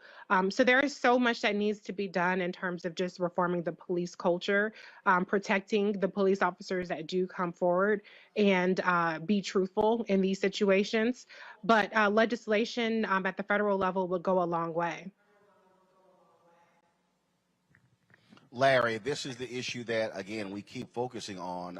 And look, if you don't have the federal bill, you're not going to get it from the Missouri legislature. And so you have to have some type of action on the federal level. Yeah, Roland, we've talked about this on your show and a number of these tragic incidents of especially Black folks being killed by law enforcement. And you're right. And Reese just talked about, some people may be sick of hearing the importance of voting for Democrats, but it is important every election. And this November, we need to make sure that we continue in terms of the gap between Democrats and Republicans. You talked about having at least 52 members, in terms of Democrats. But yeah, we certainly thought that, there would be some kind of policing reform bill, but you talked about, Senator Scott, who, in many respects scuttled the bill, right? And we need to make sure that we hold elected officials, obviously they're in the state level, but also certainly in the federal level, and like you talked about the Senate, to make sure that we get something done. And that means people coming out, continue to register folks to vote, coming out to vote, and making sure in November that we have enough progressive Democratic senators willing to pass a comprehensive police reform bill, so that we don't have to continue to hear the stories, painful stories, of Black families who have to endure this pain for the rest of their lives. And that, Greg, is the point that we continue to make, and that is when I kept saying earlier, connecting the dots. If we don't understand that you can be working in your local community for one thing, but you got to have action for the city council, you got to have things happening with the state, you got to things happening on the federal level. All of these things are moving in the same direction, but we can't operate in a disjointed way. That's absolutely right, Roland. And again, for everyone watching this, everybody live there in Kansas City, and everybody around the world watching this, this is the function, the proper function of Black news media. We have to coordinate. It isn't voting or not voting. It's voting and community organizing and house by house, block by block organizing. The frustration, the sorrow, the expression of all the emotions that we're hearing there on the stage, and our hearts go directly to you all, because that could have very easily been any one of us. We know that we are beyond sick and tired of it. We are able to fight back when we coordinate. Ms. Watson, when you say local control, that is the thing that these settlers in their criminal enterprise we call United States of America are the most terrified of. Because when people look at each other, it's very much more difficult to be a racist, to oppress people, when you build relationships with them face to face. These are cowards. The police are doing the job they are employed to do. This punk, Eric DeValcanator, or whatever his name is, he's being defended by an organization who's headquartered here in Alexandria, Virginia, a stone's throw from Roland Studio, the Law Enforcement Legal Defense Fund. These white boys form like Voltron when they get ready. There's some people in that audience who are old enough to remember Leave It to Beaver. So, Ken Osmond, as you all know in Kansas City, who played Eddie Haskell, his widow has donated the damn proceeds from his book to this white killer. You see, John Henry Clark said it best. He says, at moments like this, blood calls blood, and somehow blood always answers. They're never going to give local control. This is what the federal elections, and Roland is always talking about this. This is why the Secretary of State elections are so important in states. They are lining up to steal the 2022 and the 2024 federal elections. But local control is about not just getting people registered to vote and turning that electorate out. It's about meeting face to face, person to person, and building the type of relationships where you can turn out 10, 20, 30, 40, 50,000 people, not only to vote, but to boycott. Not only to boycott, but to say we're going to take out anyone who does not support our common humanity. And again, I'll end where I started a second ago. That becomes so much more possible.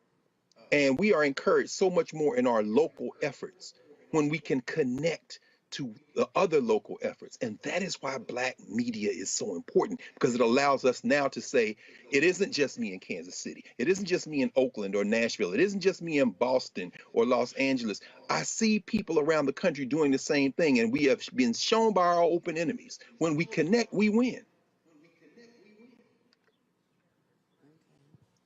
To each one of you, and we've seen mothers of the movement. I've talked to John Crawford III. I've talked to Tracy Martin, so many others. When it comes to this election next year, are you willing to be the face? What are you willing to do to get these changes? Because what I've always learned is that those people who have been directly affected by police violence are really the most effective voices to get other people to get off their butts and actually do something. And so what, from your perspective, what are you willing to do? What do you want to do when it comes to making these changes with the election happening next year? Well, I'm willing to do whatever necessary. Whichever group that I could get with, they need my assistance to go out and speak, anything in that regard. Because, see, what happened with Cameron, they admitted it through the trial that it was a violation of his rights. So they don't, you know what I mean? And no de-escalation. You can have me talk about anything. Retrain the police, let them be drug tested if they done been out there and used their firearm. That 48-hour stop, without reporting. Come on, we got to change that. And whatever's necessary for me to do, I'm willing to do it, because what they did was wrong. And the culture, the young lady spoke about the culture, it was so deep that they knew they was going to be covered by the police chief, even the police chief. Before the trial went on, got up and said, the bad guy dead. You know what I mean? Stuff like that. So that culture's real deep. And you keep telling me about all officers not bad. Well, where the good ones? Where they at? Why they don't stand up? You understand what I'm saying? Yeah. Well, what I do when I get upset, I write.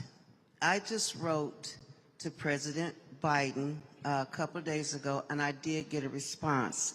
Not only do I write the Progressive Caucus, the Black Congressional Caucus, and I contact my representatives, and I just let them know. As a matter of fact, I just sent out some emails today. But the other thing that I would like to see is, I think that we really need to educate people on they say, well, my vote doesn't count. Well, yes, it does. Because even if you don't vote, that's a vote for the person that you didn't want in the first place. And so I think people need to be more politically astute. And also, too, you can get a sample ballot prior to the election and see who's on there, and you need to do your research on that person. And to Gwen's point, just because they're black doesn't make it right. So I want the best person representing me. Now, I did work some campaigns for Obama. I didn't do anything for Biden because I really couldn't get around like I wanted to, but I have done phone banking as well. So, and I will continue to do that, and I will get with whatever organization, that needs me to, I have to sit down, y'all. Yeah, I'll do the data entry, so, I'll do my part to help. I think that I would just piggyback off of my husband and yourself, get with the organization, see where I can be useful, and do whatever it is needed to, help out with the next election. All right, then. Well, let me thank all of you for sharing your stories with us.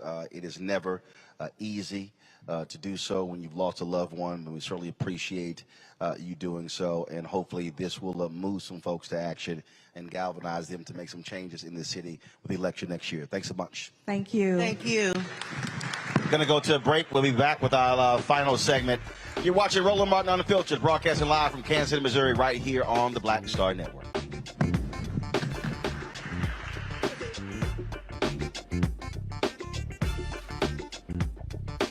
On the next Get Wealthy with me, Deborah Owens, America's Wealth Coach, you're going to learn about the silver tsunami, which means that 1 million people are turning 65 every day, and they're going to need some kind of care.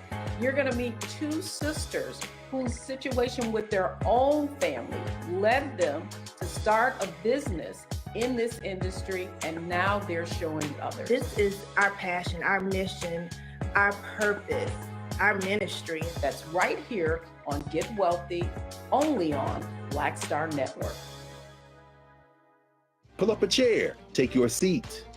The Black Tape with me, Dr. Greg Carr, here on the Black Star Network.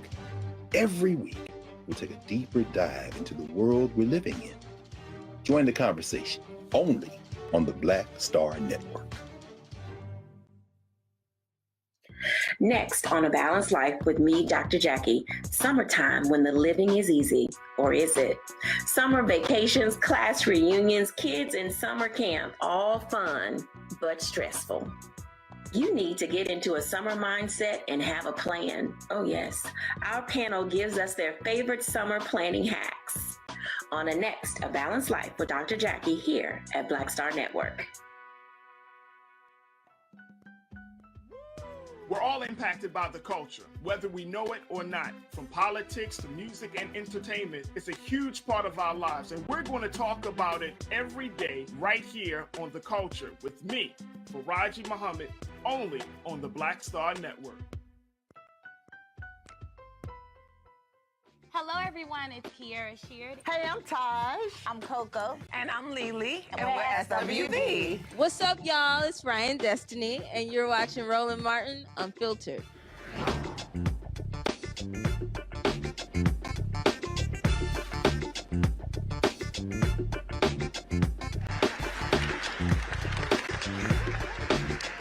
All right, folks, welcome back.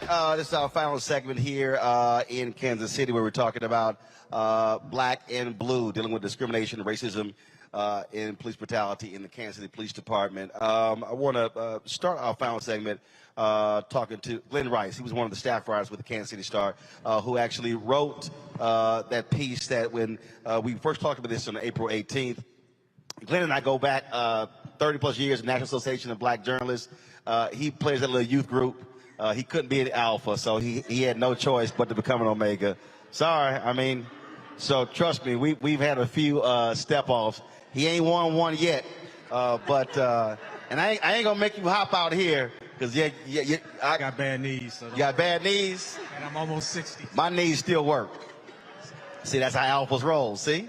See what happened? Alphas got good knees. All right. Glenn, I asked this question to book authors. I always ask them what was their wow moment when they were researching or writing their book. When y'all were reporting in this investigation, what was the wow moment for you as a reporter with all these different stories that you were hearing from these police officers inside? It would have to been Herb Robinson. That was the detective that was driving to an off-duty job in his uniform. He's pulled over by his colleagues. And not only... He was in uniform. He was in his uniform, driving an unmarked police car. It was registered to the police department, to the Board of Police Commissioners, and he was not disobeying any traffic violations. When he changed lanes, he put his blinker on, and he drove the speed limit. In fact, he was driving down Blue Ridge near Snybar. For those, that's eastern part of Kansas City. It goes into Raytown, and the two officers, they were in the right turn lane. They saw the car, switched lanes before the lights changed, and proceeded through the intersection, followed in for about a mile, and then they pulled him over. And when he stepped out with his uniform on, and they were shocked.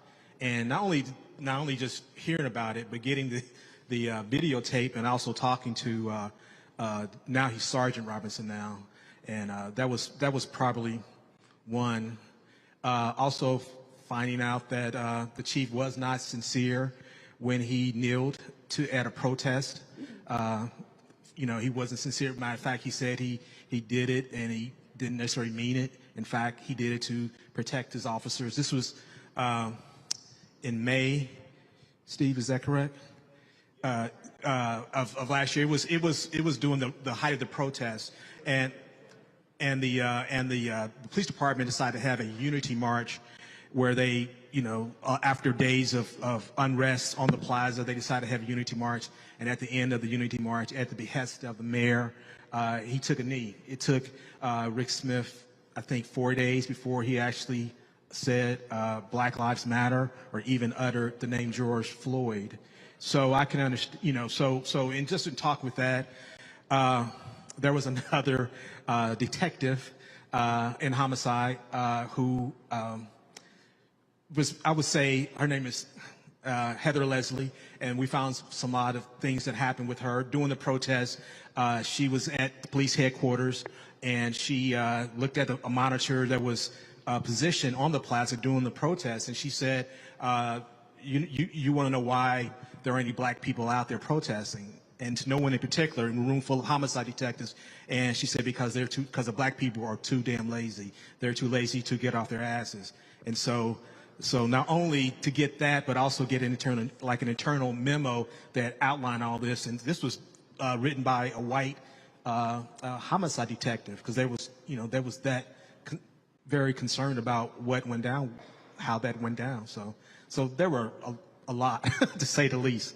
This was an extensive investigation. How long did y'all report on this? I spent a year of my life reporting that, as well as some other things that happened along the way. The Eric DeValcanair murder trial, the effort to get rid of the police chief, an effort ushered by some members of the police board. And that's all this happened during COVID. So we got extensive records, settlements, internal documents, lawsuits, legal documents, talked with a lot of black officers, both on the record and off the record, some who have left the department, some still remain with the department. So it was quite an extensive effort. And was it also surprising to you and the other reporters, with all of this reporting, all the things y'all laid out, that the head of the board, President Tolbert, wouldn't even comment? Wouldn't even talk? Yes, that was quite surprising. And I went to him on numerous occasions, in person, text, called, went to police board meetings. Matter of fact, I reached out to all of the members of the police board and talked to them like, you guys need to comment about this issue. I mean, you've got officers talking about rampant discrimination in the department, and none of them would comment. No. The mayor did. We met with him. We actually showed him the video of Herb Robinson, and he talked about that. We also showed him some of our other findings and so forth. So no. So aside from the mayor, no other police board member talked about our findings. I spoke with Kathy Dean early in the process about recruiting and retaining black officers, but when it came time to us to actually get ready to publish, went back to them again, emailed them, went to them in person and asked them to comment, and they collectively said no. Wow. Gwendolyn, one of the things that I often talk about, I spend lots of time studying the Black freedom movement, others call it civil rights movement. Dr. King was never concerned about the rally. His deal was what happens the day after. We've already talked about you got an election happening next year. What do you want the folks assembled, the folks who are watching, the folks who are listening, the people who are around the country? What's next? What do you want folks doing tomorrow, and then Saturday and Sunday and Monday? Because this is going to be a daily grind to make these changes. Yeah, and thanks for that question. We need our community to show up, sign up to support local control. We believe that that is the #1 issue that has to be addressed in order for us to get any redress with this police department. Without control of policies, we won't be able to address any of the practices and procedures that are oppressing us. We need our community to show up and contact your city council members and let them know that you are going to hold them accountable for their vote. I see one of them in the audience today who voted for that ordinance against our pleadings. And we got to stop allowing our elected officials voted to for not, they voted to give the police more money. When we were saying, don't do it, they voted to give the police more money. We've got to hold our elected officials. You said the council members here? They're council members here. I probably shouldn't have called them out, but you know. No, I know. First of all, no, hold up. To me, no. Hold up. This is real basic for me. I would just like to know why. Well, yeah, that would be a good question to ask, because we made our points. We bought the case. Oh no, hold on. That the vote we wanted from that council member would have gotten that ordinance out of committee. Hold on. So, if there's a council member here, seriously, I would love to hear. Sure, come on up. I would love to hear why.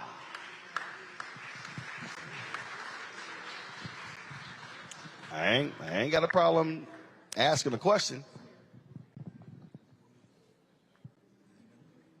Go, so, step on up. If you can grab that microphone there. And so what's your name? Good afternoon, or good evening, Councilwoman Raina Parkshaw. I'm Kansas City's 5th District council person. Okay, so somebody bring me a chair. So the ordinance that we're talking about. So were you on the council when they voted to withhold the money and then they were overruled? Yes. Okay. So then when y'all had the opportunity, so according to Gwendolyn earlier, she said the judge said that the money had already been allocated, so therefore y'all couldn't you couldn't hold the money back. Yes, and Okay. I supported that. All right. So when you had the opportunity to actually do it the right way, what happened? So ultimately what happened was, I found out after the fact that there were some meetings that had occurred, some strategy meetings that occurred prior to the vote that I wasn't privy to, wasn't aware of. But Strategy meetings in turn with key elected officials, with I'll just say it, I'm gonna be transparent, with the mayor to talk about to talk about the proposal. And I missed the first part. I was late coming in because I had another event, so I don't know exactly what was said earlier today before I walked in. What was said was that the city council voted to hold back funds. Then the board sued. The judge ruled against the city, but the judge did say that because the city had already allocated the money, they couldn't pull the money back. Right. The judge did say that if the city council chose to make a decision before budget allocation, that would be allowed. Correct. Yes. And so when it came down to it, the budget that was presented had $6.5 million allocated or put in for 911 operators that was in the funds that it was recommended to be put in a special fund or taken to, so that the council could then have more authority over those dollars. So I received a call 24 hours before that saying, we want you to support this, we want you to vote for this. Well, I know that we need 911 operators.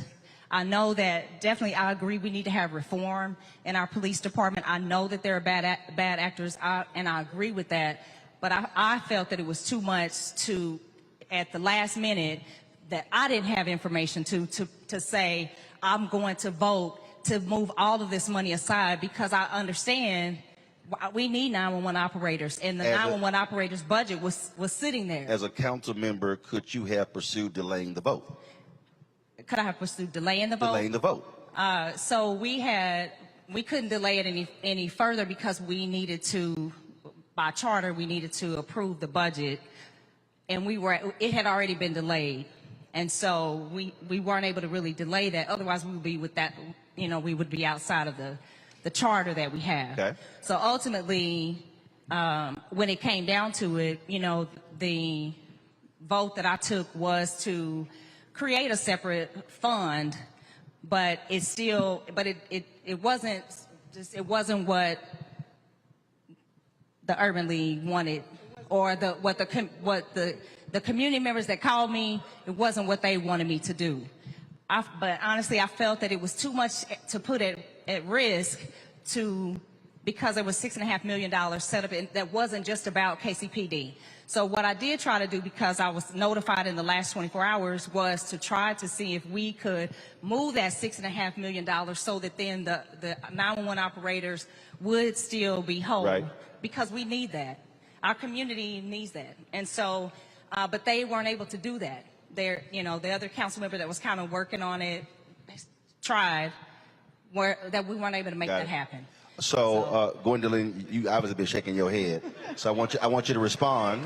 So go ahead. Yeah, first off, let me just set the record straight, because we made it very clear to you that the money for the 911 callers have been taken care of. Councilwoman Robinson told you, Councilwoman Shields, who is over the Finance Committee, went in, they fixed that budget problem, and that all we asked you to do was to vote the ordinance out of committee so that it could get to the council floor for a debate and to vote it up or down. We asked you for a committee vote, and you did not give us the committee vote to advance that ordinance so we could stand on the council floor and fight for it. That's what we asked you to do.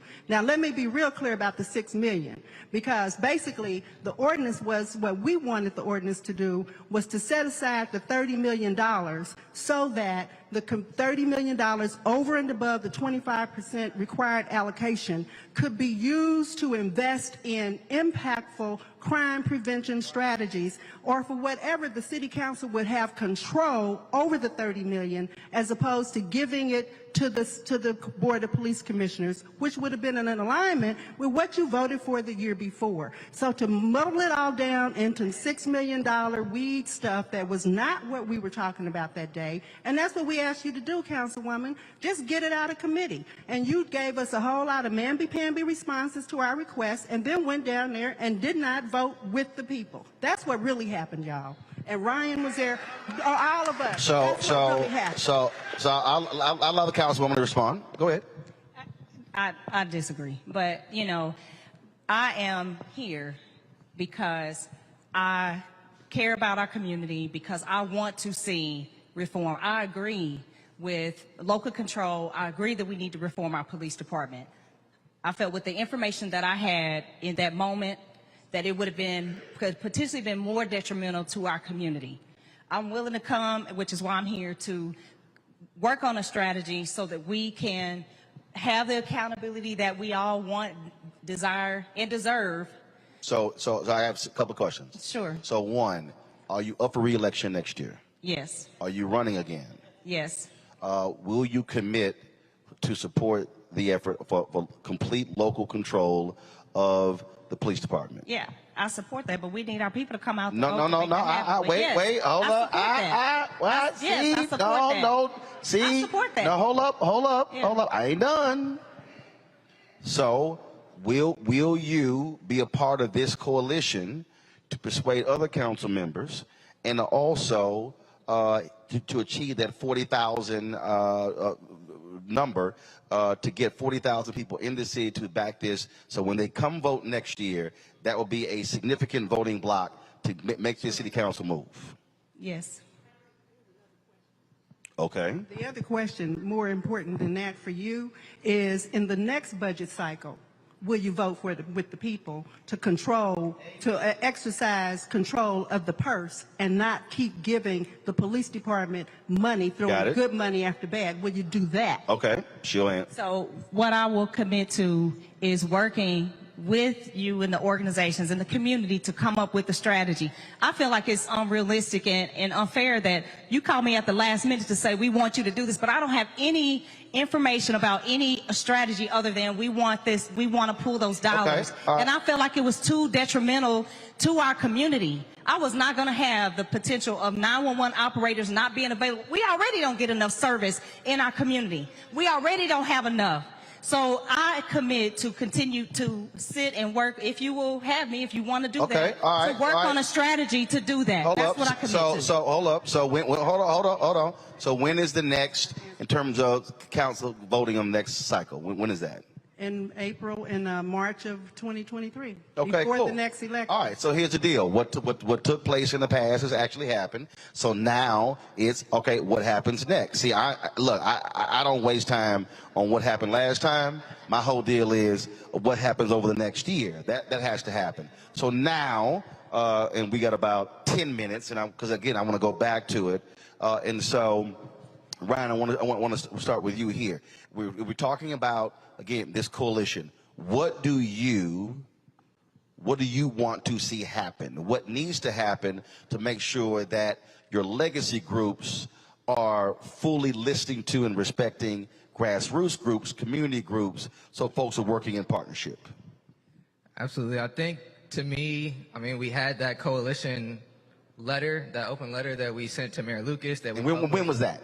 that was maybe, would you say 2 months ago? Okay, got Right it. after the vote, it was in March. Okay, 2 months ago. So yeah, probably about 2 months ago, I would say, and to me, that very clearly articulated what the community wanted. So it's very difficult for me, Councilwoman, I will have to say, it's very difficult for me to sit here and hear that what the community wanted was unclear or that we hadn't made our demands very clear. And I feel like we all came together. We had been strategizing. We had numerous strategy meetings. I think we had numerous strategy meetings. And so to me, I'm just saying, I mean, we made those very public. I think that the strategy was taking place. So that's just on that end. On what I personally and what people who I organize with, I have a black media organization called the Kansas City Defender. Everybody, I gotta plug my organization real quick, because I think that white media outlets in our city are not only complicit, I think that they're co-conspirators. I think they're co-conspirators whenever black people are murdered in our city. White media outlets are co-conspirators in the murders of our people. And so I think it's absolutely necessary that we have black media outlets that are able to change the narrative. And so for me personally, what I can work on and what I have been working on with people who I organize with, what we are working on is starting to change the narrative. I think we have to regain control of the narrative, because when black people get killed, the police chief calls them a bad person, or he demonizes him, or he inserts anti-blackness into the narrative and criminalizes the person. Right. And so I think, once again, just for how I am personally organizing, how I support and my organization, how we support other organizations, is we're trying to change the narrative. I think that is relevant when we're talking about things like the budget, because that's also, once again, a political education issue. I think you brought up a good point, or I think someone maybe, one of the other panelists brought up a good point as well earlier, that when you ask people, do they want to be safe, then they might say one thing, but if you ask, or do they want police, they might say one thing. If you ask people, do they want to be safe, that's a completely different question. And in the way that we achieve safety, there's lots of different ways that we can think about achieving safety. And so I think that's what we're working on, and we're willing to work with all the grassroots organizations. Cool. Like I mentioned, there's Operation Liberation who's doing great work. There's Friday Night Protests. There's a number of community organizations who we've been working with. I think the legacy civil rights organizations have been doing very important work as well. So I think a lot of these coalitions have already been being built, and we have extended ourselves numerous times to politicians, and oftentimes the politicians don't listen to us, quite frankly, and that includes the mayor. That includes Mayor Lucas. We met with him beforehand. We told him very explicitly what we wanted him to do as the community, as over 10, maybe 10 organizations that are black organizations. We said, this is specifically what we think is in the best interest of our community, and we said it was a dictatorial, authoritarian move, because he did not listen to what we said, and he just went with what he thought was the best. And I think a lot of times politicians do that. Right. They don't and listen to the that's why you get their attention at the ballot box. And the very last thing I'll say is that in terms of these 911 operators, my question is, and what a lot of us were asking is, why wasn't that in the existing police budget that they already had? Why do they need more money for this supposedly incredibly urgent resource? That should have been already. And so clearly they were mishandling the money that they already had. So why would we give them more money? But again, part of the problem is who then controls the budget. And see, that's where it goes to. Again, I cover city council. Reality is when the city council approves the budget, they see what all the allocation is. The problem you have is you have this outside group that literally gets the money, but then they control it. Laura, I want to go to you, and that is, I talked about what's next. For us, here's the deal. To run a campaign, you need money, you need people, you need resources. Next, what do you need? First of all, everyone in this audience can ID themselves as a supporter for local control right now through our website. It's more2.org/local-control/. You can hold on, wait. Hold up. Just give the main website. More2.org. Say it again. More2.org. More two. More, M-O-R-E, number 2. .org. .org. You'll find it. On the home page is a big ass button that says local control, right? You'll find it. There we go. All right. You'll find it. You talking about slash, hash, underscore. But you'll find it. More, M-O-R-E, number 2, .org. And the donate button is on there too, right? You can donate that way, and any donations we get in the next day or two, we'll just make them all straight to the campaign, not to the organization. All right, so all the folks who are watching and those who are listening to our podcast, you can also donate to this campaign in this effort. And so please do so. And then y'all let me know how much money y'all got in 48 hours. All right, so go ahead, keep going. What else you need? We want everybody in the audience to, also through the website, you can contact us or you can contact me or one of our people here tonight. No, Laura, hold up. Laura. Get an audience. See, Laura, I'm going to show you how this Yes, done. Mr. Martin. I've been going to black church my whole life. Let me show you how this done. Where are your people, Laura? Yeah. I was hoping they were going to do that. So I need y'all to stand up. Stand up. Need y'all to stand up. All right, in the back as well. Where'd Doug go? Okay, now, here's the deal. When we are done, Laura's people will be down front. Y'all will be right here, not back there, right here. And y'all can come up. Y'all are collecting data, right? They need your name, your phone number, your email, your social media, so they can reach out to you after today. Straight?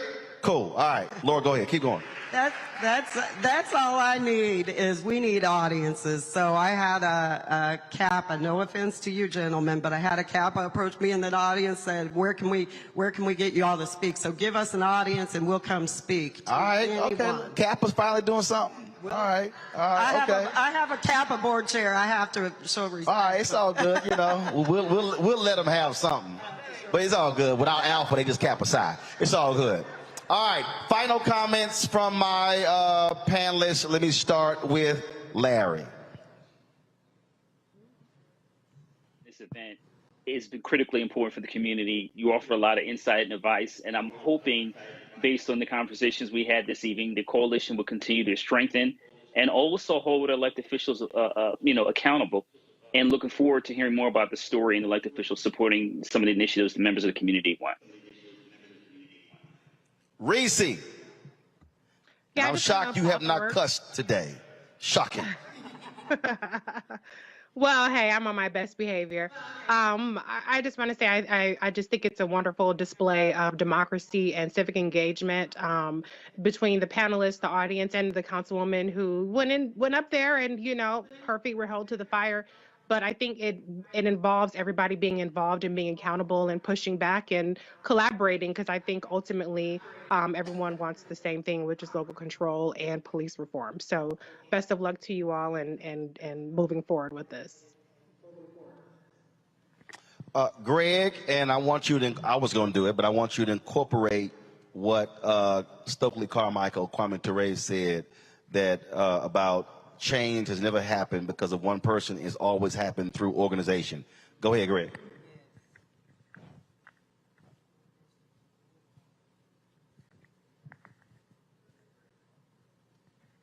Greg, you on mute? Okay, my bad. I was there was so much smoke going on in there. I was shouting over here, so I had to put myself on mute, brother.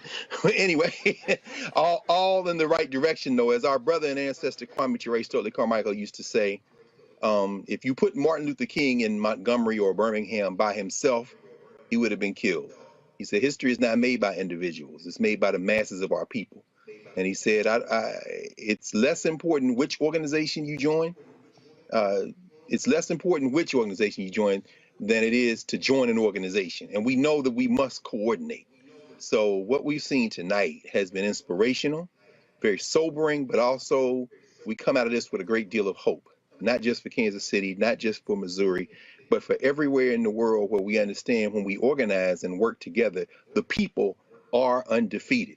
And so I'll close with the observation that found its way into musical form somewhere around 18th and Vine from that great ancestor, Charles Christopher Parker. Now's the time. All right. So I'm going to close it out this way. So I want everybody in the room, look to the person to your left. Then I want you to then look to your right. Then I want you to look behind you, and I want you to look in front of you. There literally are more people sitting in this auditorium than the number of people who had gathered in a basement in Montgomery in 1955. Let me say it again. That there are more people sitting in this room right now than the number of people who were gathered in a basement in Montgomery in 1955. I sat and interviewed Fred Gray, who came up with the Montgomery Improvement Association campaign. The Montgomery bus boycott lasted 382 days, but it was only a one-day boycott. 50,000 black people did not get on buses in Montgomery. And after one day, they then said, let's do 5 more. And then after those 5 days, they then said, let's keep this going.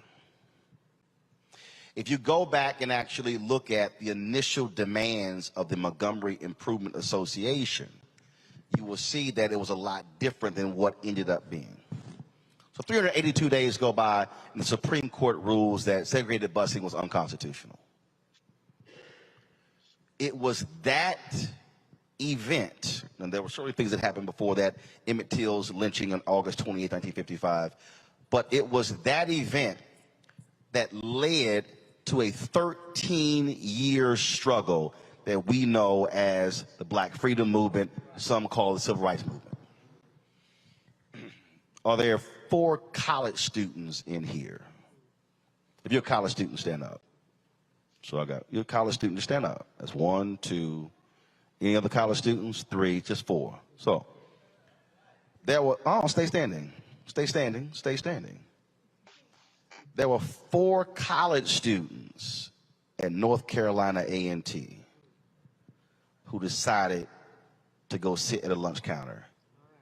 They did not ask the NAACP for permission. They didn't ask the Urban League for permission. They didn't ask the university for permission. They got together on their own and went down to the lunch counter. I spoke there a couple of years ago and actually met the brothers who are still living. As a monument to them on the campus. Y'all can be seated. Why am I using those 2 examples? That 40,000 number you can easily hit. How many registered voters in this city? Okay, 280,000. It's actually 218. 218,000. Yes. Folks, that ain't even 25% of all registered voters. You can literally do this. You can literally do this. Now, some of y'all are like, man, he was pushing everybody. The reason why is because I just don't believe in, I hope they turn out. I want to know who is going to turn out. That's right. The reason I was like, no, y'all got to stand up, because I hate when we have gatherings and people show up and no one collects data. You ain't know who the, if you showing up tonight says you care about the very issue, which means someone should be collecting the data of every single person here, so you get a phone call or a text or an email tomorrow and you're already inputted in the database, so you can now start receiving text alerts or email alerts about the next thing to achieve the goal of changing the system. And there, I guarantee you there's somebody who's sitting here saying, yeah, man, I don't know, man, 40,000 a lot. I already laid it out to you. 40,000 people over the next 10 months is 4,000 people a month. If you have 25 or 30 organizations that are part of the coalition, let's just say you make the goal, we want 40 organizations to be a part of the coalition. That means you just simply task for each organization to get 1,000 people. That means that over the next 10 months, all they got to do is get less than 100 people every single month. What do you think then will happen? I'm going back to Montgomery. Because trust me, the folk in Montgomery is like, yeah, they're going to get on that bus. Then they were like, damn, 50,000 black people walked. But the beauty of that wasn't that shocked the white establishment. It actually shocked black leadership. Because they actually saw what unity looks like. And then when they did it for 5 days, they were like, yo, what happened? Those four students, people forget. Literally, the actions of those 4 North Carolina A&T students spread like wildfire over a period of 3 weeks all across the South. The exact same thing happened. There was no Google, there was no Twitter, there was no Instagram, there was no TikTok, no Snapchat, no Facebook. It spread like wildfire. So I want you to visualize this. If you hit the 40,000, and you then elect at least 7 city council members that support your position, you now control the council. But you just don't control the council on this initiative. You control the council on every initiative. And those 7 gotta listen to the 40 because y'all put them in office. And you can tell them about that Cosby Show episode, I brought you in this world, I take you out. You can look at one of those people and say, we put you in office, we can take you out. Now you begin to say, wait a minute, hold up. Bond initiative, who gets the contracts? Now, housing, we got the 7 votes. Now, reimagining public safety, we got the 7 votes. So literally, 40,000 people organized and mobilized can elect 7 of the 12 council members, and now all of a sudden you control the city council. And if the mayor don't act right, he gets replaced. If there are incumbents who don't act right, they get replaced. Force them to make the commitments. Now imagine what happens after April. Now imagine what St. Louis then sees what's happening in Kansas City. Now what happens when other cities that are around Kansas City, what happens? Just like Montgomery completely altered American history and world history, you deciding to mobilize and organize to hit the 40,000 could literally lead to the same dramatic shift in this city, in this state, in this country. There's been no movement in the history of the world that ever started with a mass consensus. It all started because one person simply said, I got an idea. And then they told somebody. They told somebody else. They told somebody else. If you decide to do this, I should come back here a year from now for a victory party.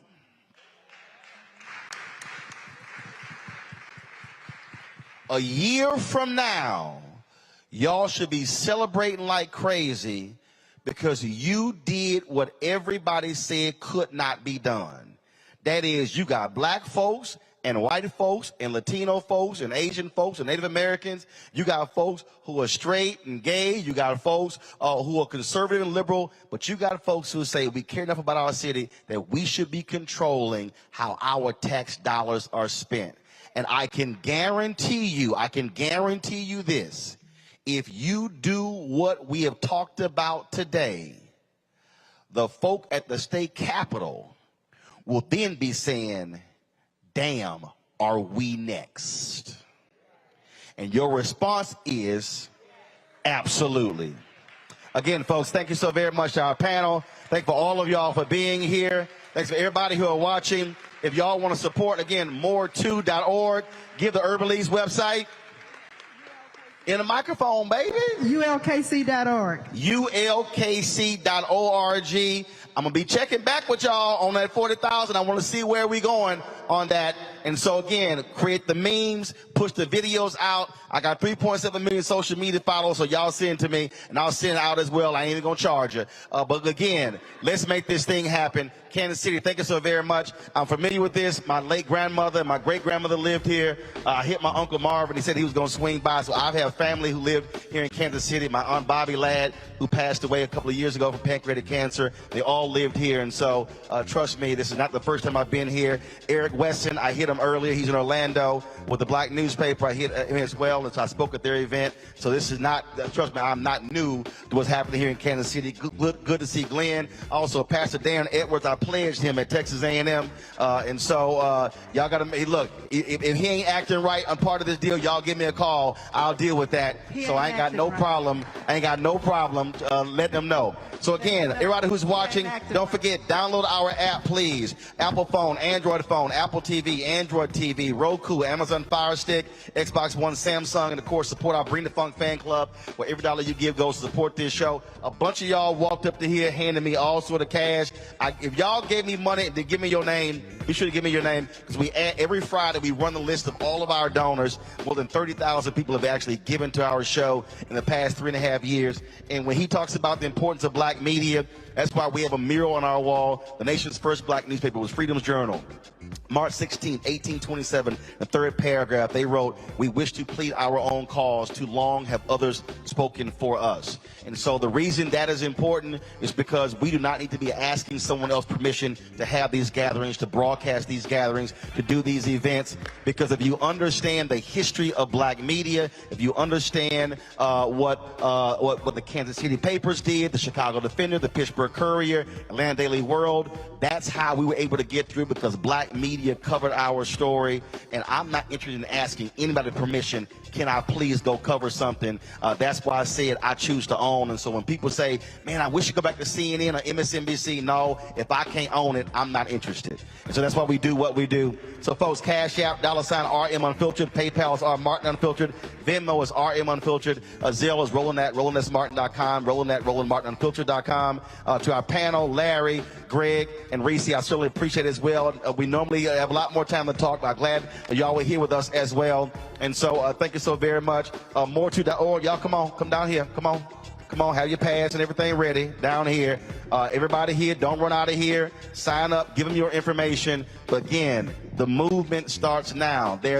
Don't make this a moment, actually make it a movement. And trust me, when you throw them out of office, they're going to be like, damn, why do we piss them off? That's why you got to hit that 40,000. Thanks a bunch. Holla!